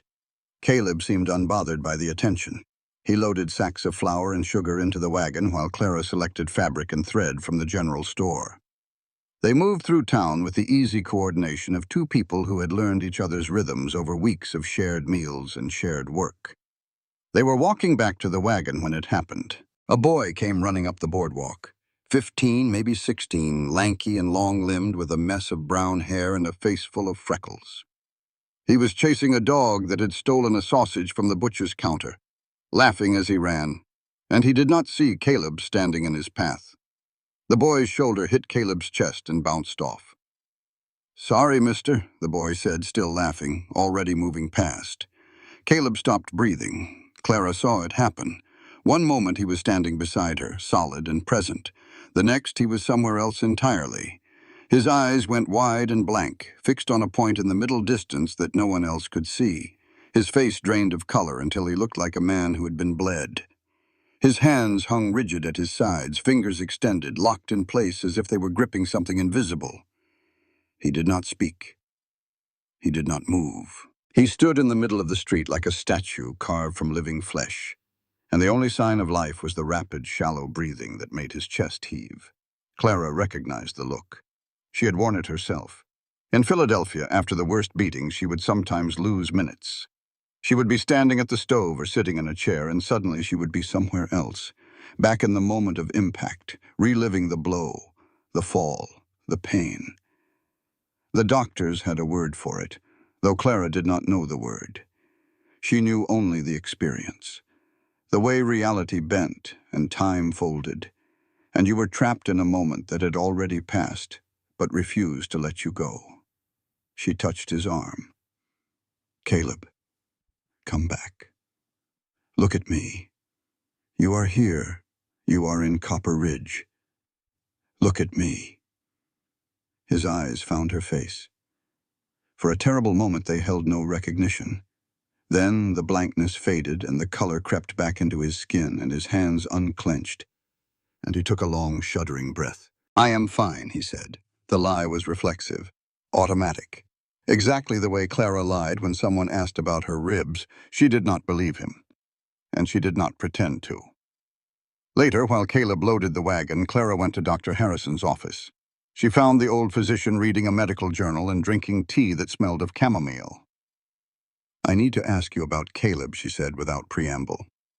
Harrison set down his tea. His kind eyes turned cautious. "What about him?"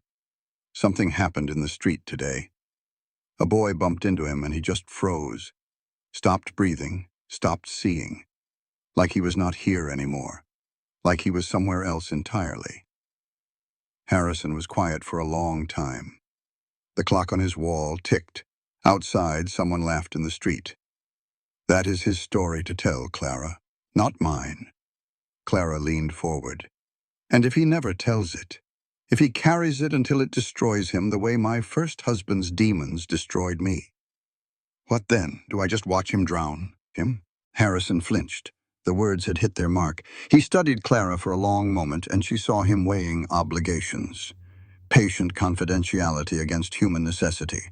Privacy against the very real possibility that the woman sitting before him was right. "He was a deputy United States Marshal," Harrison said finally. "In Philadelphia, 3 years." Clara felt the room tilt. There was a pursuit, a robbery suspect. A boy named Billy Dawson, 16 years old, running with a gang of street thieves. Caleb chased him into an alley.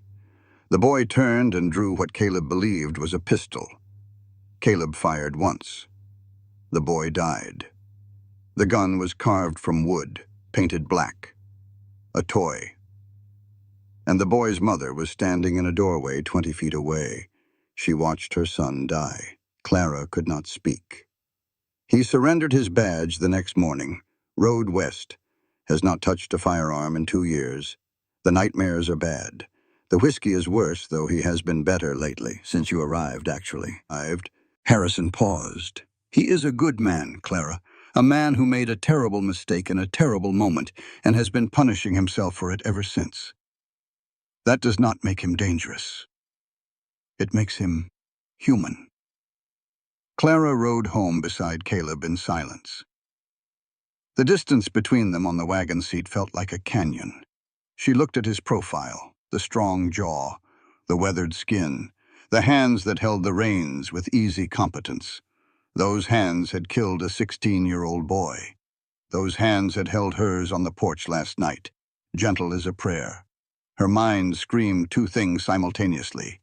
He is a killer. Run. And he is wounded, like you. She did not know which voice to trust, so she trusted neither. She went to her room, closed the door, and began to pack. She was folding her second dress into the trunk when the door opened. Caleb stood in the doorway, and the look on his face told her he already knew. "Going somewhere," he said. "You killed a boy, a child. And you did not tell me. The words came out flat and hard, not accusatory, not angry, just the truth, spoken aloud in a room that suddenly felt too small for both of them.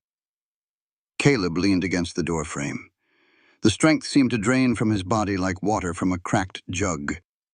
He looked 10 years older than he had that morning. "Yes," he said. "I did." He was 16. "I thought the gun was real. It was not. I have carried that every day since, and I will carry it until I die. I never lied to you, Clara. You never asked, and I was too much of a coward to say it out loud." Clara's hand stilled on the dress she was folding. "How do I know you will not lose control?" Robert was gentle at first, too. "You cannot know," Caleb said. "I cannot promise. All I can do is show you, the same way I have shown you every day since you arrived." Silence. The clock on the mantel downstairs chimed the hour. Outside, a hawk cried in the empty sky. Then Caleb said very quietly, "But before you walk out that door, maybe you should tell me what is in the false bottom of your trunk, the one you check every single night when you think I am asleep." Clara's knees buckled. She sat down hard on the bed, the breath knocked out of her. He knew. Of course he knew. He had been a lawman. He had noticed the weight of the trunk the first day. He had heard her moving in the night, the creak of hinges, the click of the lock. He had known from the beginning, and he had waited. The same way she had waited, the same way they both always waited, holding their secrets close like cards in a game neither of them wanted to play. The fight went out of her. Not because she had been caught, but because she recognized in a flash of clarity that was almost painful what she was doing. She was hiding, lying, managing information, controlling the narrative. These were the skills that had kept her alive during 3 years with Robert. And they were the same skills that were destroying the one chance she had at something real. She sank to the floor. Caleb slid down the doorframe and sat across from her, his back against the wood. They sat on the bare floor of the bedroom with their backs against opposite walls and looked at each other across 4 feet of space that felt like 4 miles. Clara reached into the trunk and pulled out the false bottom. Beneath it was a leather-bound ledger, 8 inches by 10, filled with handwritten entries in small, precise script. She held it out so Caleb could see. "This is why they are coming for me," she said. "This is why Silas Garrett sent men to Montana. This is what I took from the Bennett family when I ran." She explained.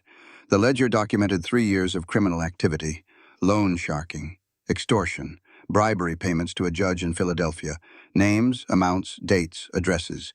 Enough to send Silas Garrett and half the Bennett family to a territorial prison for 20 years. "I took it as insurance," Clara said. "If they came after me, I could threaten to send it to the authorities. But it also makes me a target. Silas cannot just take it back. He has to make sure I cannot talk. He has to make sure I disappear." Caleb studied the ledger in her hands. His expression was unreadable. "You should also know," Clara continued, and her voice shook now. "I sent a telegram to Silas 3 days ago. I tried to negotiate, offered to return the ledger if he would leave me alone. Why? Because it is what I know how to do. Negotiate, appease, control the situation. It is how I survived Robert. I handle things myself. I do not trust anyone else to handle them for me. Did it work?" Clara shook her head. "I do not know yet. But I know it was stupid. I know the telegraph operator talks. I know that by sending that wire, I told Silas exactly where I am and confirmed that I have the ledger. I probably just made everything worse." Silence again. The kind of silence that could go either way. The kind that either precedes a door closing forever or a door opening for the first time. Then Clara said, "Your turn," and Caleb told her. All of it. The pursuit through the Philadelphia streets on a November evening. The alley. The shape in the boy's hand, dark and metallic looking in the dusk. The split-second decision that every lawman dreads. The single shot. The way the boy crumpled. the wooden gun skittering across the cobblestones, and Margaret Dawson, Billy's mother, running from a doorway, dropping to her knees in the street, cradling her dead son while Caleb stood over them with a smoking revolver and a badge that suddenly meant nothing. Nobody forgave anyone. Not that night. Forgiveness was not the point. Honesty was. For the first time since Clara Bennett arrived in Montana Territory, two people had looked at each other's worst truths, and neither had looked away. "I need time," Clara said. "Take whatever you need," Caleb replied, "but this time, do not run. Do not run before giving me a chance." They slept in separate rooms that night, farther apart than they had been since the wedding, despite being only a wall away. And in the Western Union office in Copper Ridge, a reply telegram sat in Willard's drawer, waiting for morning delivery. 3 lines from Philadelphia. "Arriving 2 weeks. Hold position. Do not engage." Signed S.G. Silas Garrett sat in the dining car of the Union Pacific, reading the Book of Proverbs by lamplight. The train rocked gently on its rails, the rhythm of wheels on iron as steady as a heartbeat. Silas underlined a verse with a pencil stub. "The wicked flee when no man pursueth, but the righteous are bold as a lion." He turned the pencil over and tapped it against the page, considering the words. Then he reached into his breast pocket and drew out a small tin-type photograph in a tarnished brass frame. Robert at 22, unsmiling, stiff in his Sunday collar, his weak chin thrust forward in the way young men do when they want to appear strong. Silas studied his brother's face, the petulant mouth, the eyes that could shift from charm to cruelty in the time it took to draw a breath. Robert had been a poor man in many ways, a bully, a drunk, a husband who used his fists because he lacked the wit to use his words. But he had been Silas's brother. And when you strip away everything else, when you cut through the shame and the excuses and the willful blindness, blood was blood. Robert was dead, and his wife was alive, and she had taken something that belonged to the Garrett family, and no woman was going to rob his brother's grave and walk free. Silas tucked the tintype back into his pocket and returned to Proverbs. He would be in Montana in 10 days. His men were already in place. The woman had made herself easy to find by sending that telegram. Bless her desperate, foolish heart.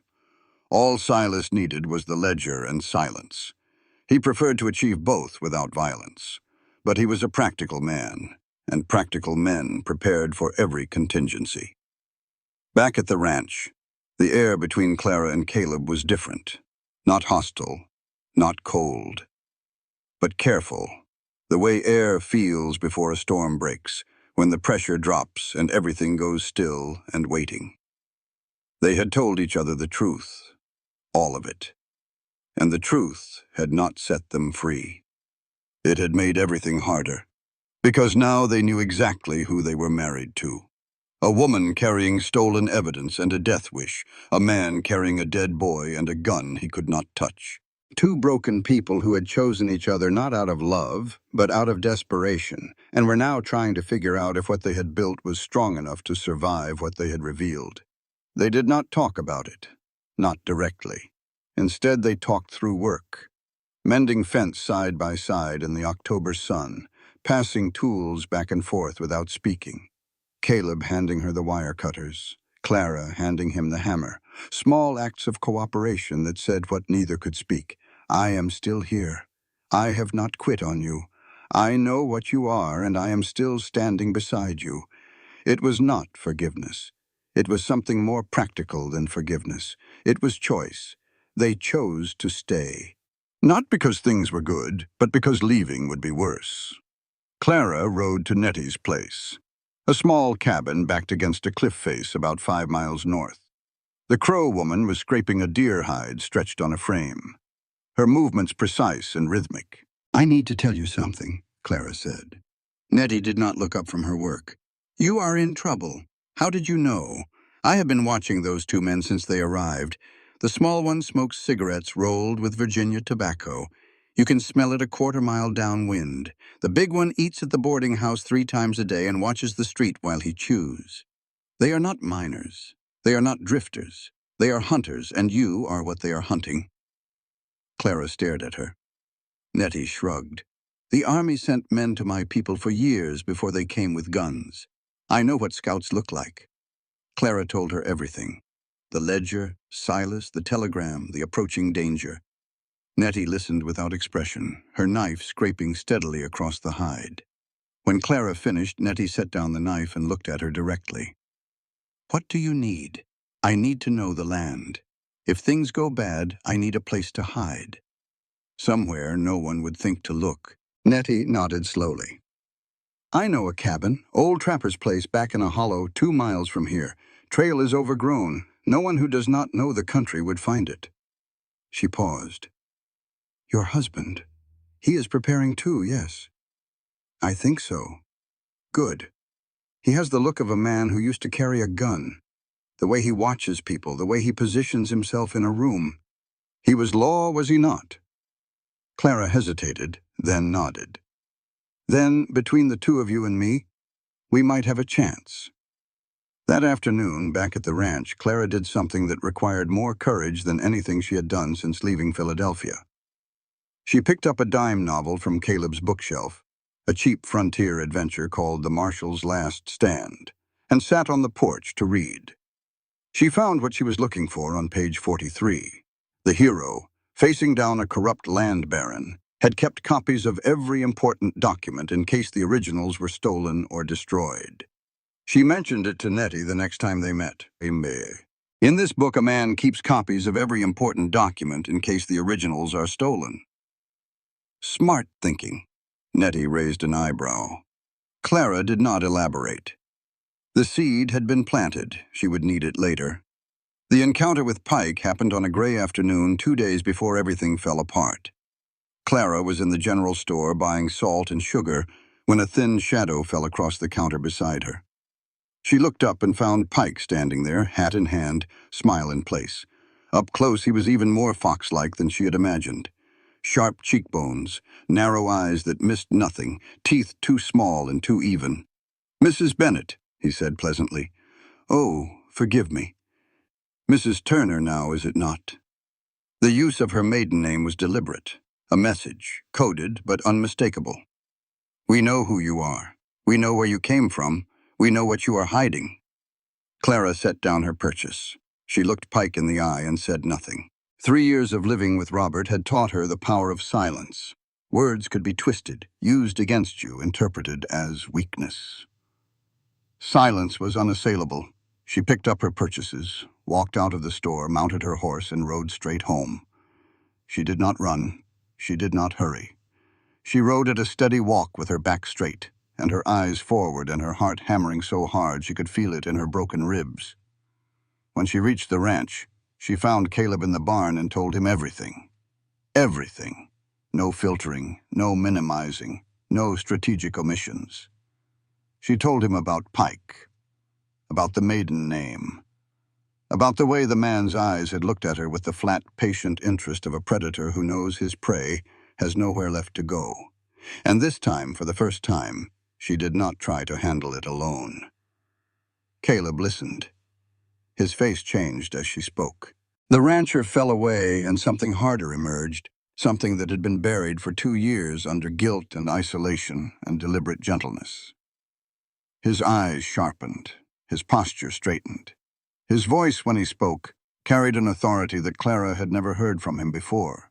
He walked to the desk, opened the drawer, took out the Colt peacemaker, unwrapped the oilcloth slowly, carefully, the way a man unwraps a bandage from a wound he has been afraid to look at. The revolver was beautiful in a terrible way. Blue steel and walnut grip, worn smooth by a hand that had carried it for 3 years. Caleb checked the cylinder. 6 chambers, all empty. He reached into the back of the drawer and pulled out a box of cartridges. His hands shook as he loaded the weapon, 1 round at a time, the metallic click of each cartridge sliding home loud in the quiet room. 6 rounds. He holstered the gun at his hip. Clara watched him. The man standing before her was not the gentle rancher who picked wildflowers and cooked breakfast and measured distance in paces. This was someone else, someone older, someone who had worn a badge and carried the authority of the United States government. and made life and death decisions in alleyways at dusk. Caleb. He looked up. His eyes were clear. Not calm, not at peace, but clear. The eyes of a man who had finally stopped running from himself. "I am scared," he said. "I know," Clara answered. "So am I." That is not the same thing as not being ready. Caleb Turner had hung up his gun 2 years ago because he was afraid of what he was. He strapped it on again because he was more afraid of what would happen to someone else if he did not. The deputy marshal was fully awake now, not the broken version that lay in bed at night reliving a dead boy's final moment. The working version. The one that assessed threats and formed plans and moved through the world with the coiled readiness of a man who understood that violence was not a last resort, but sometimes a first necessity. He rode into Copper Ridge at dawn and began building an alliance. Dr. Harrison was his first stop. The old physician listened to Caleb's account of the situation with the steady attention of a man who had listened to worse. 3 men, Caleb said. 2 hired trackers, one coming from Philadelphia. The one from Philadelphia is the dangerous one. Former military. He is organized and he is patient and he believes he is righteous. The other 2 are professionals. They will do what they are paid to do. "What do you need?" Harrison asked. "Someone I can trust. Someone with a steady nerve and a rifle." Harrison opened his desk drawer and produced a hunting rifle that looked older than some of the buildings in town. "I patched boys back together at Shiloh," he said. "I reckon I can manage this." Tom Brewster was next. The old stagecoach driver's face crumpled when Caleb explained the situation. He aged 10 years in 10 seconds. "I brought this down on her," Tom said. "Those men asked me about passengers from Philadelphia, and I ran my mouth. This is my fault." Caleb did not argue. That would be dishonest, and honesty was the only currency that mattered now. "I need your help," he said instead. "You have it, whatever you need. Name it." Nettie Crow. Feather was the final recruit. Caleb rode to her cabin and found her sitting outside mending a fishing net. She looked up when he dismounted and said, "It is time, then," before he could speak. "How did you know?" The big one rode out at dawn toward the stage road. "Coming back with someone, I expect. You do not ride out to meet the stage unless someone important is arriving." Caleb looked at her with something close to awe. "You have been watching them since the day they arrived." Nettie set down the net and stood. Her expression was calm and hard, and absolutely without fear. "Your enemies are city men in unfamiliar country. That is the biggest advantage you have. They do not know the land. I do. Every trail, every blind spot, every position of advantage within 10 miles of your ranch. What is your plan?" Caleb drew a rough map in the dirt with a stick. Nettie corrected 3 details from memory. "The creek bends south there, not north, and that ridge is steeper than you have drawn it. A man on horseback cannot cross it. On foot, maybe, but slowly." They planned. Caleb would confront Silas in town, where there were witnesses and daylight and the constraints of public behavior. Nettie would take Clara to the old trapper's cabin, out of reach and out of danger. Harrison and Brewster would be positioned where they could be seen, a visible reminder that the rancher was not alone. Caleb laid it out plainly. "My wife is being hunted. I need help. Anyone who wants to walk away, do it now, and I will not hold it against you." Nobody walked. Back at the ranch, Clara was making preparations of her own.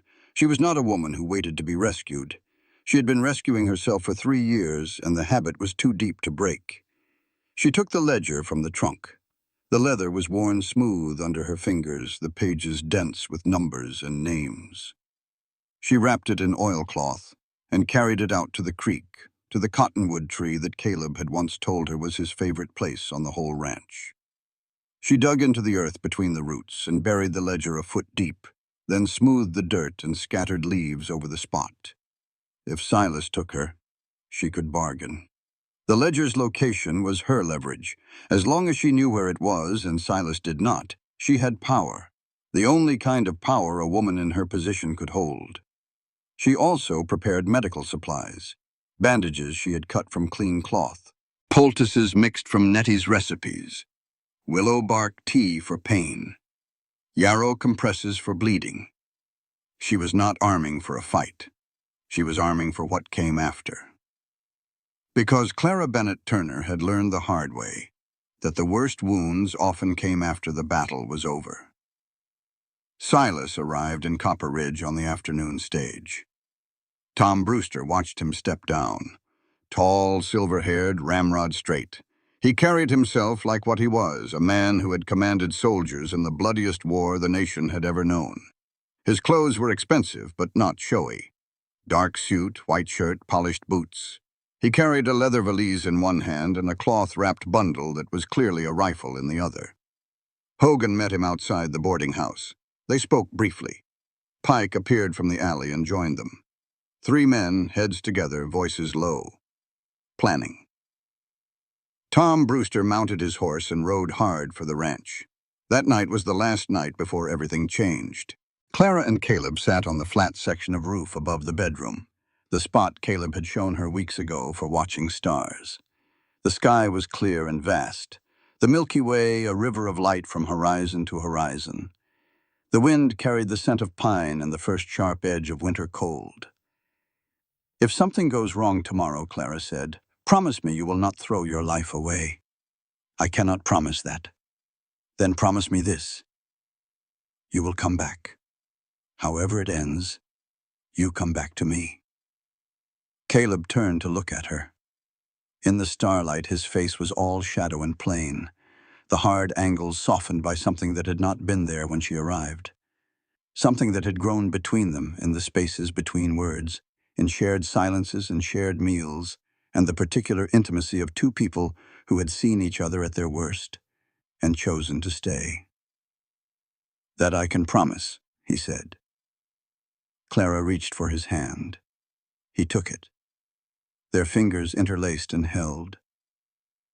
"I love you," Clara said. "I should have said it sooner."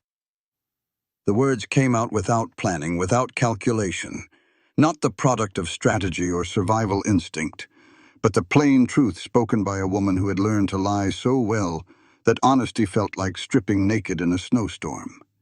Terrifying, exposed, and somehow, impossibly, right. Caleb's hand tightened on hers. "You said it every time you stayed," he replied, his voice rough and cracked at the edges. "Every time you did not run.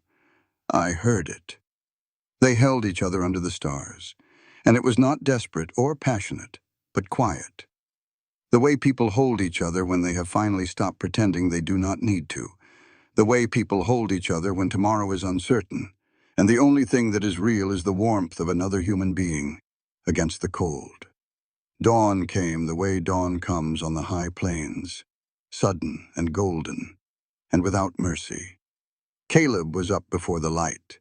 He dressed in clean clothes, strapped on the colt, and went downstairs. Clara was already in the kitchen, coffee brewed, biscuits warm. They ate in silence that said everything. Caleb kissed her forehead at the door. The kiss lasted 3 seconds. It was the most intimate thing that had ever passed between them. He mounted his horse and rode out. On the road to town, he passed the cottonwood tree by the creek and noticed the earth around its roots had been freshly turned. He pulled the horse to a stop and looked at the disturbed soil for a long moment.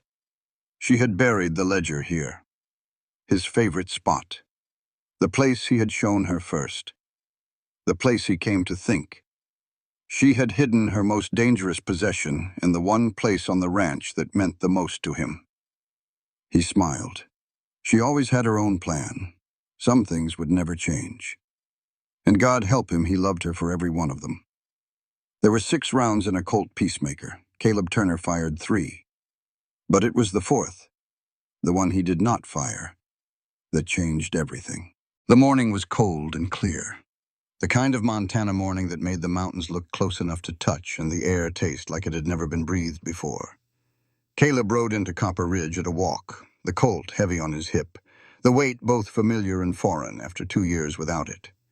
He found Harrison and Brewster waiting for him outside the doctor's office. Harrison had his hunting rifle cradled in his arms. Tom had a shotgun borrowed from the saloon keeper, a man named Dutch who owed Caleb a favor from a winter 2 years back when Caleb had helped pull his wagon out of a frozen creek. Caleb positioned them. Harrison on the balcony of the boarding house, high ground with a clear line of sight to the street. Tom on the boardwalk outside the general store, visible and obvious, a reminder that Caleb was not alone. Caleb himself stood in the open in the middle of the street, where Silas would have to come to him. They did not wait long. Silas Garrett walked out of the boarding house at 9 in the morning with Hogan and Pike flanking him. The three men moved with the coordinated precision of soldiers, which one of them was. Silas wore his dark suit and his polished boots, and he carried himself like a man who had dressed for church and found himself in a gunfight. They stopped 20 paces from Caleb. Silas removed his hat. His silver hair caught the morning sun. "Mr. Turner," Silas said. His voice was courteous, even warm. The voice of a man conducting business. "I believe you have something that belongs to my family." "If you mean my wife," Caleb said, "she is not property, and she does not belong to you." Silas's expression did not change. "She is a thief. She took a private family document and fled across state lines. I have a warrant for her arrest." He reached into his coat and produced a folded paper which he held up for Caleb to see. Official-looking, stamped and sealed. "That paper's got no teeth here, mister." The voice came from behind Caleb. Tom Brewster stepped off the boardwalk and into the street, his shotgun loose in his hands, his weathered face set with an anger that Clara's situation had put there, and guilt had sharpened. A warrant issued in Pennsylvania has no force in Montana territory without endorsement from the United States Marshal's office. You got a U.S. Marshal with you? No. Then that paper is worth less than the ink it is printed on. Caleb had not expected this. He glanced at Tom and saw the old driver standing taller than he had in years, his jaw set, his eyes clear. Silas's courteous mask flickered, a tightening around the eyes, a shift in posture that was subtle but unmistakable to a man who had spent years reading body language. He had not anticipated resistance. He had expected a lone rancher, easily intimidated, not a former lawman with allies and a stagecoach driver who knew territorial law. The silence stretched. Then Hogan moved. It was fast, practiced, the motion of a man who had drawn weapons for pay more times than he could count. His hand went to his hip and the revolver cleared leather in one smooth motion. Caleb was faster. The Colt peacemaker spoke once. The shot echoed off the storefronts and rolled away into the mountains. Hogan's gun spun from his hand, and the big man staggered, his right shoulder blooming red. He dropped to one knee in the dust, his face shocked. Pike ran. He was quick as his namesake, darting for the alley between the saloon and the livery. Harrison fired the hunting rifle from the balcony, the shot kicking dirt 3 inches in front of Pike's boots. The tracker stumbled, recovered, and kept running. He disappeared around the corner, and the sound of his running footsteps faded into nothing. Silas did not move. He stood with his hands at his sides and watched his men fall apart with an expression of cold fury that he controlled the way he controlled everything, absolutely and completely. "Very well," he said. His voice was still courteous. "Not today." He backed away slowly.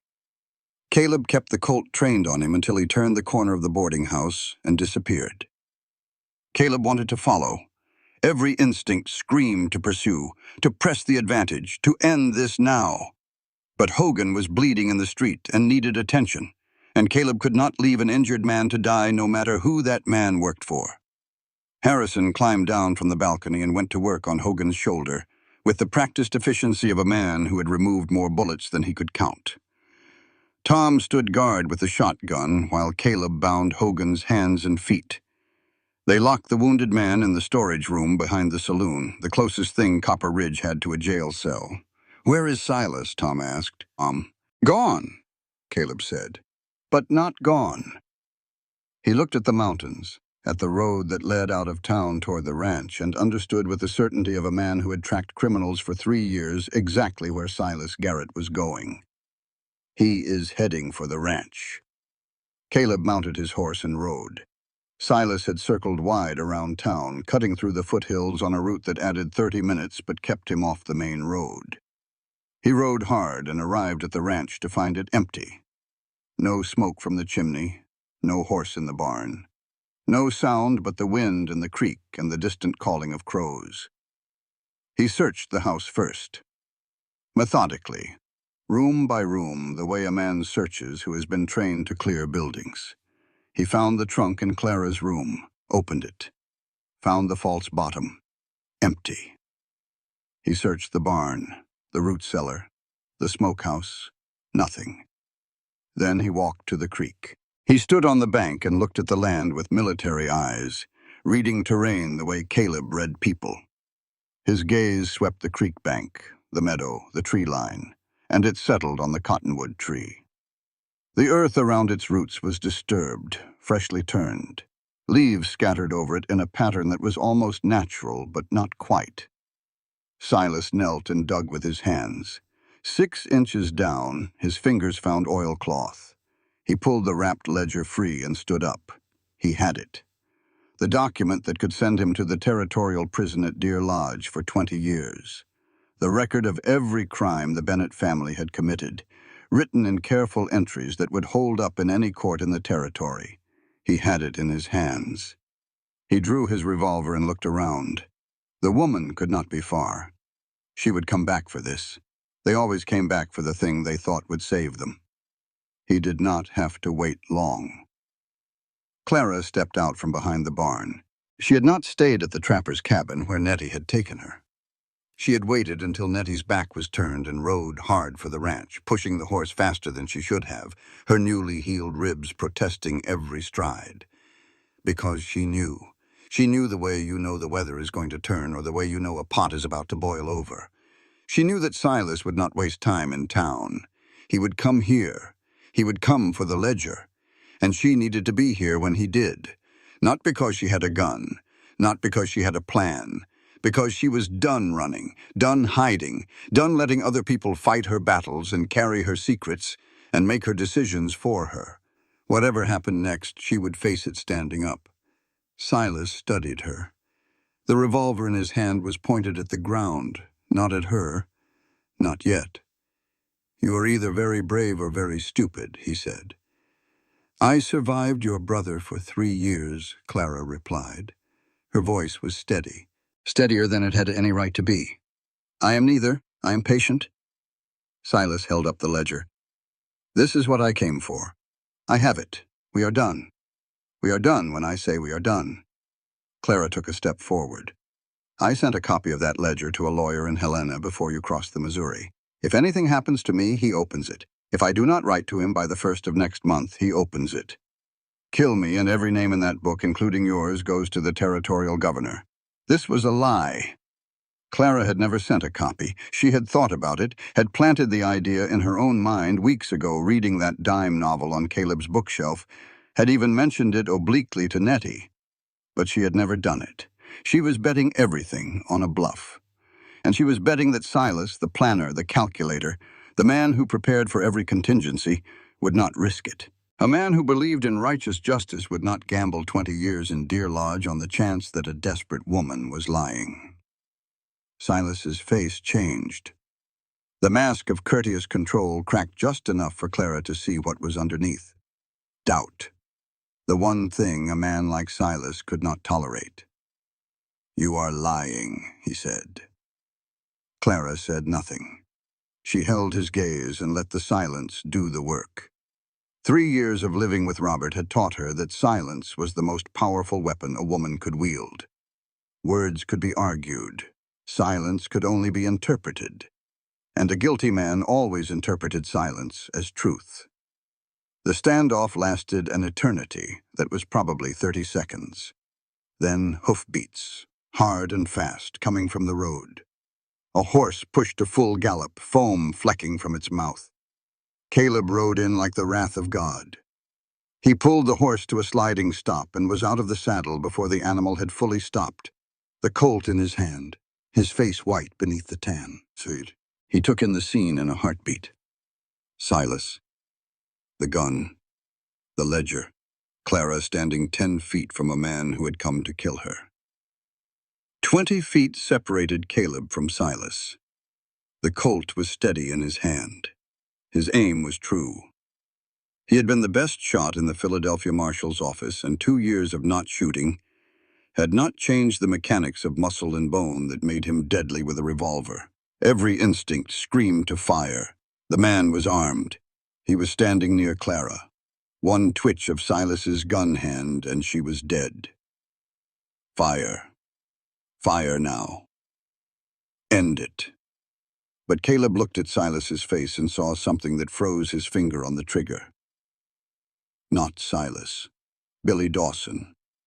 Not the man, but the situation. A moment of judgment. A split-second decision. A target that might or might not be what it appeared to be. The last time Caleb had been in this position, he had fired and a boy had died. His hand trembled. His vision blurred.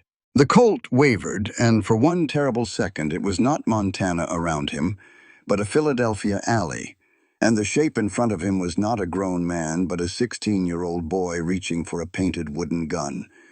Clara's voice cut through the darkness. "Caleb, look at me. You are not in that alley. You are here. You are in Montana. Look at me." His eyes found hers, green and steady and absolutely unafraid. The woman who had arrived in Copper Ridge, shaking and broken, was gone. In her place stood someone who had walked through fire and come out the other side, and was not going back. The trembling stopped. The alley dissolved. He was here. He was now. Caleb adjusted his aim 3 inches to the right and fired. The shot hit Silas's revolver dead center. The gun tore from his grip and spun through the air in a bright arc before splashing into the creek. Silas cried out, clutching his stunned hand, and the ledger fell from his other hand into the mud. Clara picked it up. From the tree line behind Silas came the sound of a shotgun being cocked. Nettie Crow, Feather, stepped out of the pines with the weapon leveled at Silas's spine. Her face was calm and flat, and showed no more emotion than the mountains behind her. "Move and I shoot," she said. "And I do not lose sleep over men who come to harm women on land that was my people's before it was anyone's." Silas Garrett looked at the woman with the shotgun behind him, at the man with the revolver in front of him, at the mail-order bride holding the ledger that could end his freedom. He looked at his bleeding hand and his empty holster and the creek where his gun had disappeared. Then he did something that none of them expected. He knelt. Not because he was ordered to, not because he was forced. He knelt because for the first time in his life, Silas Garrett had no contingency, no secondary plan, no angle to work, no scripture to justify what came next. He looked up at Clara, the woman his brother had beaten for 3 years, the woman who had crossed a continent carrying broken ribs and a stolen ledger and more courage than any soldier he had commanded at Antietam. And something shifted behind his eyes. Not remorse, not surrender, but recognition. The grudging acknowledgement that he had underestimated her completely, and that the underestimation had cost him everything. Caleb holstered the Colt. Tom Brewster arrived 10 minutes later with rope and the authority of a man who had been running the only regular transportation in and out of Copper Ridge for 20 years, and was owed favors by half the territory. They bound Silas's hands and loaded him into the back of Tom's wagon. Harrison rode out from town with news that Hogan was secured, and Pike had fled north and was likely still running. It was over. Standing in the mud beside the creek, the ledger pressed against her chest, Clara watched Tom's wagon carry Silas Garrett away, and felt something she had not felt in so long she barely recognized it. Safety.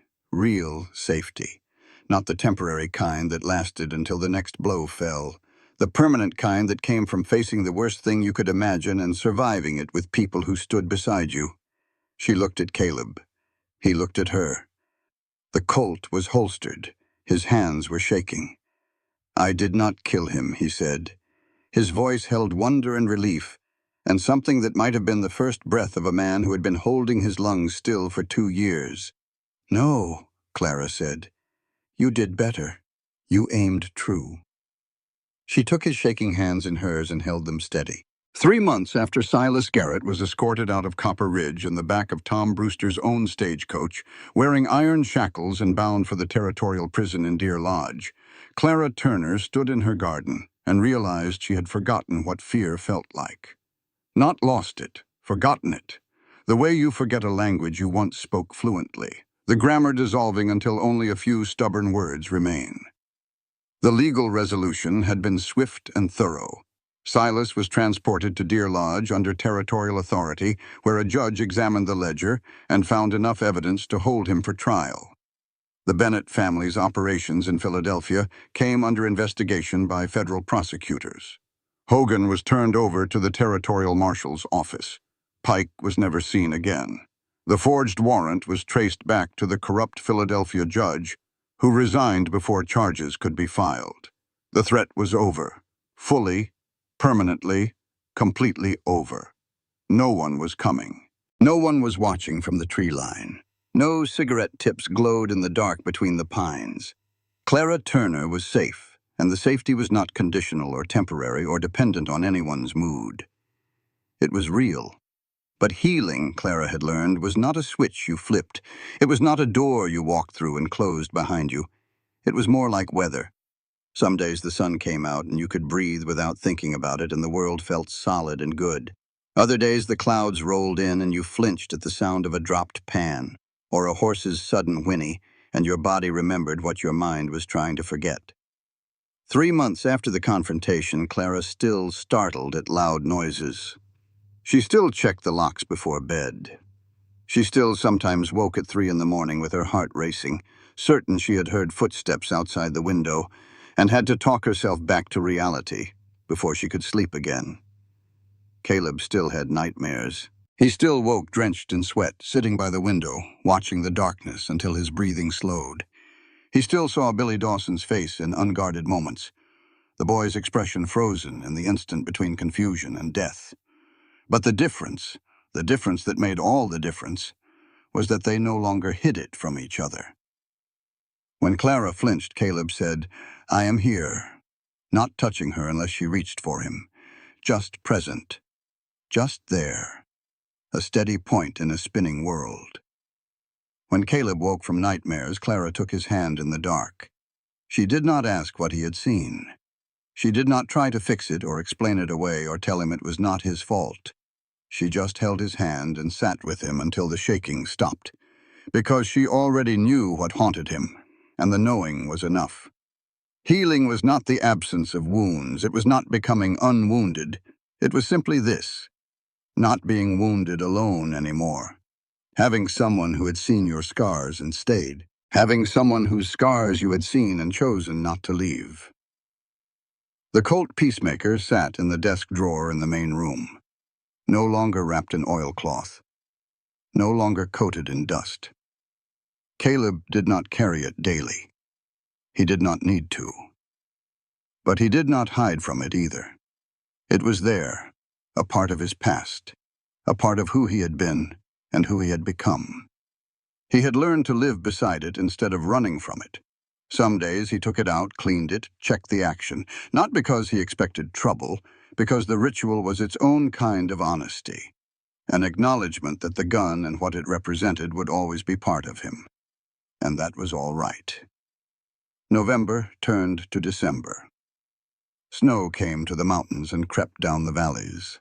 The ranch settled into its winter rhythms. Cattle brought close to the barn. Firewood stacked high against the house. The creek running slower, edged with ice that caught the morning light like glass. Clara knew before the doctor confirmed it. The signs were unmistakable: the nausea in the morning, the tenderness in her body, the way the world suddenly seemed both more fragile and more precious than it had the day before. She waited until evening. She cooked dinner, chicken and dumplings, her mother's recipe, the same dish she had made the first time Caleb tasted her cooking. A circle, a callback, a completion. They sat at the kitchen table as the sun set. The mountains turned purple through the window. The fire crackled in the hearth. Caleb ate with the focused appreciation of a man who had spent 5 years eating his own cooking before salvation arrived in the form of a woman who knew what to do with a chicken and a pot of broth. Midway through the meal, Clara set down her spoon and said, "I'm going to need a cradle." Caleb paused. His fork stopped halfway to his mouth. A beat of silence. Then understanding flooded his face, slow at first. Then, all at once, like dawn breaking over the mountains, he set the fork down. His eyes filled. "A cradle," he repeated. "Unless you think the baby would prefer a dresser drawer." He laughed. A startled, joyful, wet-eyed laugh that cracked open his face and let out everything he'd been holding inside. He reached across the table and took her hand and held it with both of his. "The way you hold something precious that you cannot believe is real." "A baby," he said. "We are having a baby. We are having a baby," Clara confirmed. And then she was crying too, and laughing at the same time, and their hands were locked together across the dinner table, while the chicken and dumplings cooled and the fire burned low, and the world outside settled into winter silence. Later, they walked to the cottonwood tree by the creek, the same tree where Clara had buried the ledger, the same spot where Silas had dug it up, the same ground where the confrontation had happened. But the earth had settled now. New grass had grown over the disturbed soil. The creek ran clear and cold, the sound of it steady and ancient, and unconcerned with the small dramas of human beings. They sat on the bench beneath the spreading branches. Caleb's arm was around Clara's shoulders. Her head rested against his chest, and she could hear his heartbeat, strong and regular, the most comforting sound she had ever known. "Do you remember the first question you asked me?" Clara said. "Who did this to you?" "You asked the wrong question." He looked down at her, curious. "How so?" "You should have asked, 'What do I need?' Not 'Who hurt me?' but 'What do I need to heal?'" Clara was quiet for a long time, watching the water flow past, clear and cold from the mountains. She thought about the question. What had she needed? Safety, yes. Shelter, yes. Time and patience and the space to remember who she was before Robert Bennett had beaten her into someone small and afraid. But those were the obvious answers. The real answer was simpler and harder and more terrifying than any of them. "No," she said finally, "your question was exactly right. Because it told me you were a man who saw the truth and did not look away. You looked at me, a stranger on a dusty street, and you saw what no one in Philadelphia ever bothered to see. You saw that someone had hurt me. And instead of pretending you did not notice, instead of looking away the way everyone else always looked away, you asked who. You asked for the truth, and that was exactly what I needed, even though I did not know it yet." Caleb pulled her closer.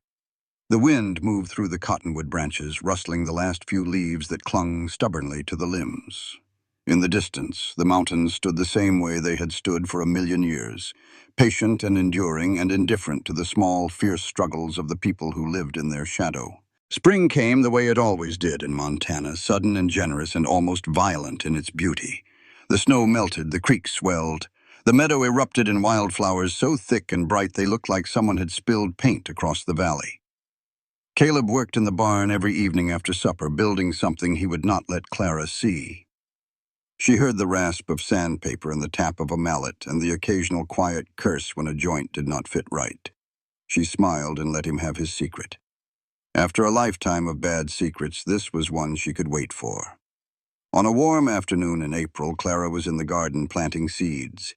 Her belly was round now beneath her dress, and the baby moved constantly, kicking and turning with the restless energy of a child who had already inherited its parents' refusal to sit still. Nettie was beside her, showing her which seeds to plant deep and which to plant shallow, sharing knowledge that had been passed down through generations of Crow women who had tended this same soil long before any white person set foot on it. Clara looked down at her hands in the dirt and realized she was wearing the leather bracelet Nettie had given her. A simple thing, beaded in the Crow tradition, meant to welcome a child to the land. Nettie had pressed it into her hand without ceremony or explanation, and Clara had put it on and had not taken it off since. Through the barn door she could hear Caleb sanding wood. The sound was rhythmic, meditative. She imagined his hands moving across the surface of whatever he was building, the same hands that had held a badge, fired a gun, and learned to be gentle again, the same hands that held hers in the dark when the nightmares came. She laughed at something Nettie said. A comment about the stubbornness of Montana soil that was really a comment about the stubbornness of Montana people.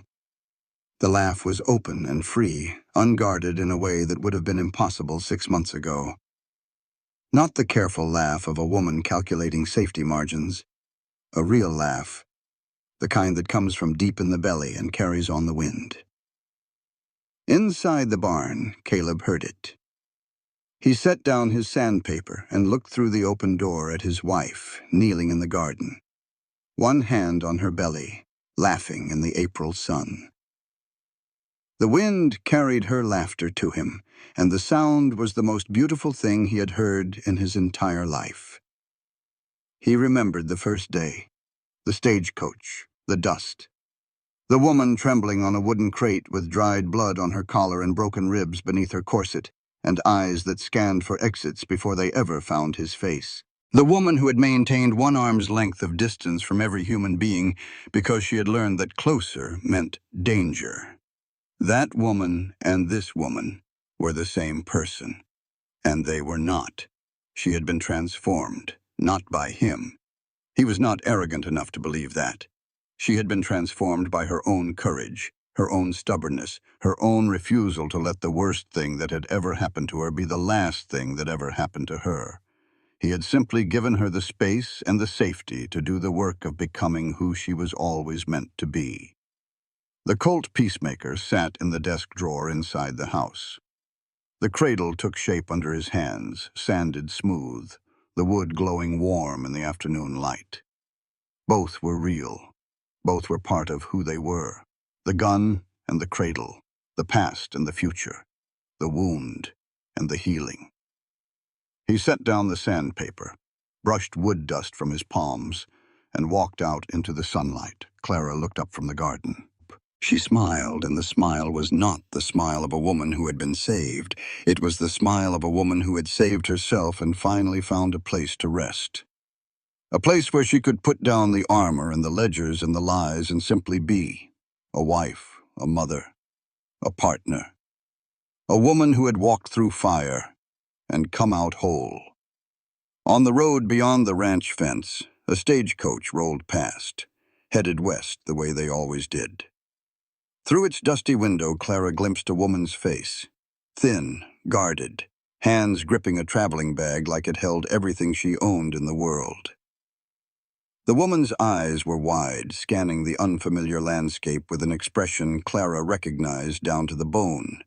She almost called out, almost raised a hand, almost ran to the fence to tell the woman on the stagecoach that it would be all right, that there was kindness waiting at the end of the road, that the broken bones would heal and the fear would fade, and somewhere in this vast, wild territory, there was a man who would ask the right question at the right time and change everything. But the coach moved on, trailing dust, carrying its passenger toward whatever waited at the end of the line. And Clara watched it disappear into the distance, and felt something settle in her chest that was deeper than happiness, deeper than peace. It was the knowledge that her story, the story of the mail-order bride who arrived injured and found healing, was not unique. It was happening all over the frontier. Women running, women arriving, women finding against all odds the thing they had been taught not to hope for. She heard boot falls behind her, steady, unhurried, closing the distance. She did not turn. She did not need to. She knew the sound of his walk the way she knew the sound of the creek and the wind and her own heartbeat. She knew exactly how many steps he was away because she had counted them once, on a day when 6 steps was the distance between terror and the possibility of safety. The boot falls came closer, 5 steps, 4, 3, 2, 1. This time he did not stop. His arms wrapped around her from behind, careful of her belly, and she leaned back into his chest and closed her eyes and let the sound of his heartbeat replace every memory of pain she had ever carried. 6 steps. That was all it had ever been. 6 steps between the broken woman on the crate and the life she was always meant to live. And a man who was wise enough, patient enough, broken enough himself, to walk those steps slowly, one at a time, and wait at each one for her to tell him it was safe to take the next. They stood together in the April sun, the garden at their feet, the mountains at their backs, the future growing inside her. Two people who had found each other against all odds. Two people who had looked at each other's worst truths and chosen to stay. Two people who had learned through pain and patience and the stubborn refusal to give up that healing was not a destination. It was a direction. And as long as you were walking it together, you were already home. This content was carefully researched, developed, and manually edited by our team to deliver meaningful stories with valuable life lessons. Every narrative is crafted to entertain, inspire, and empower our audience. We believe that great stories can change lives, and we are committed to bringing you content that matters. Thank you for being part of our community.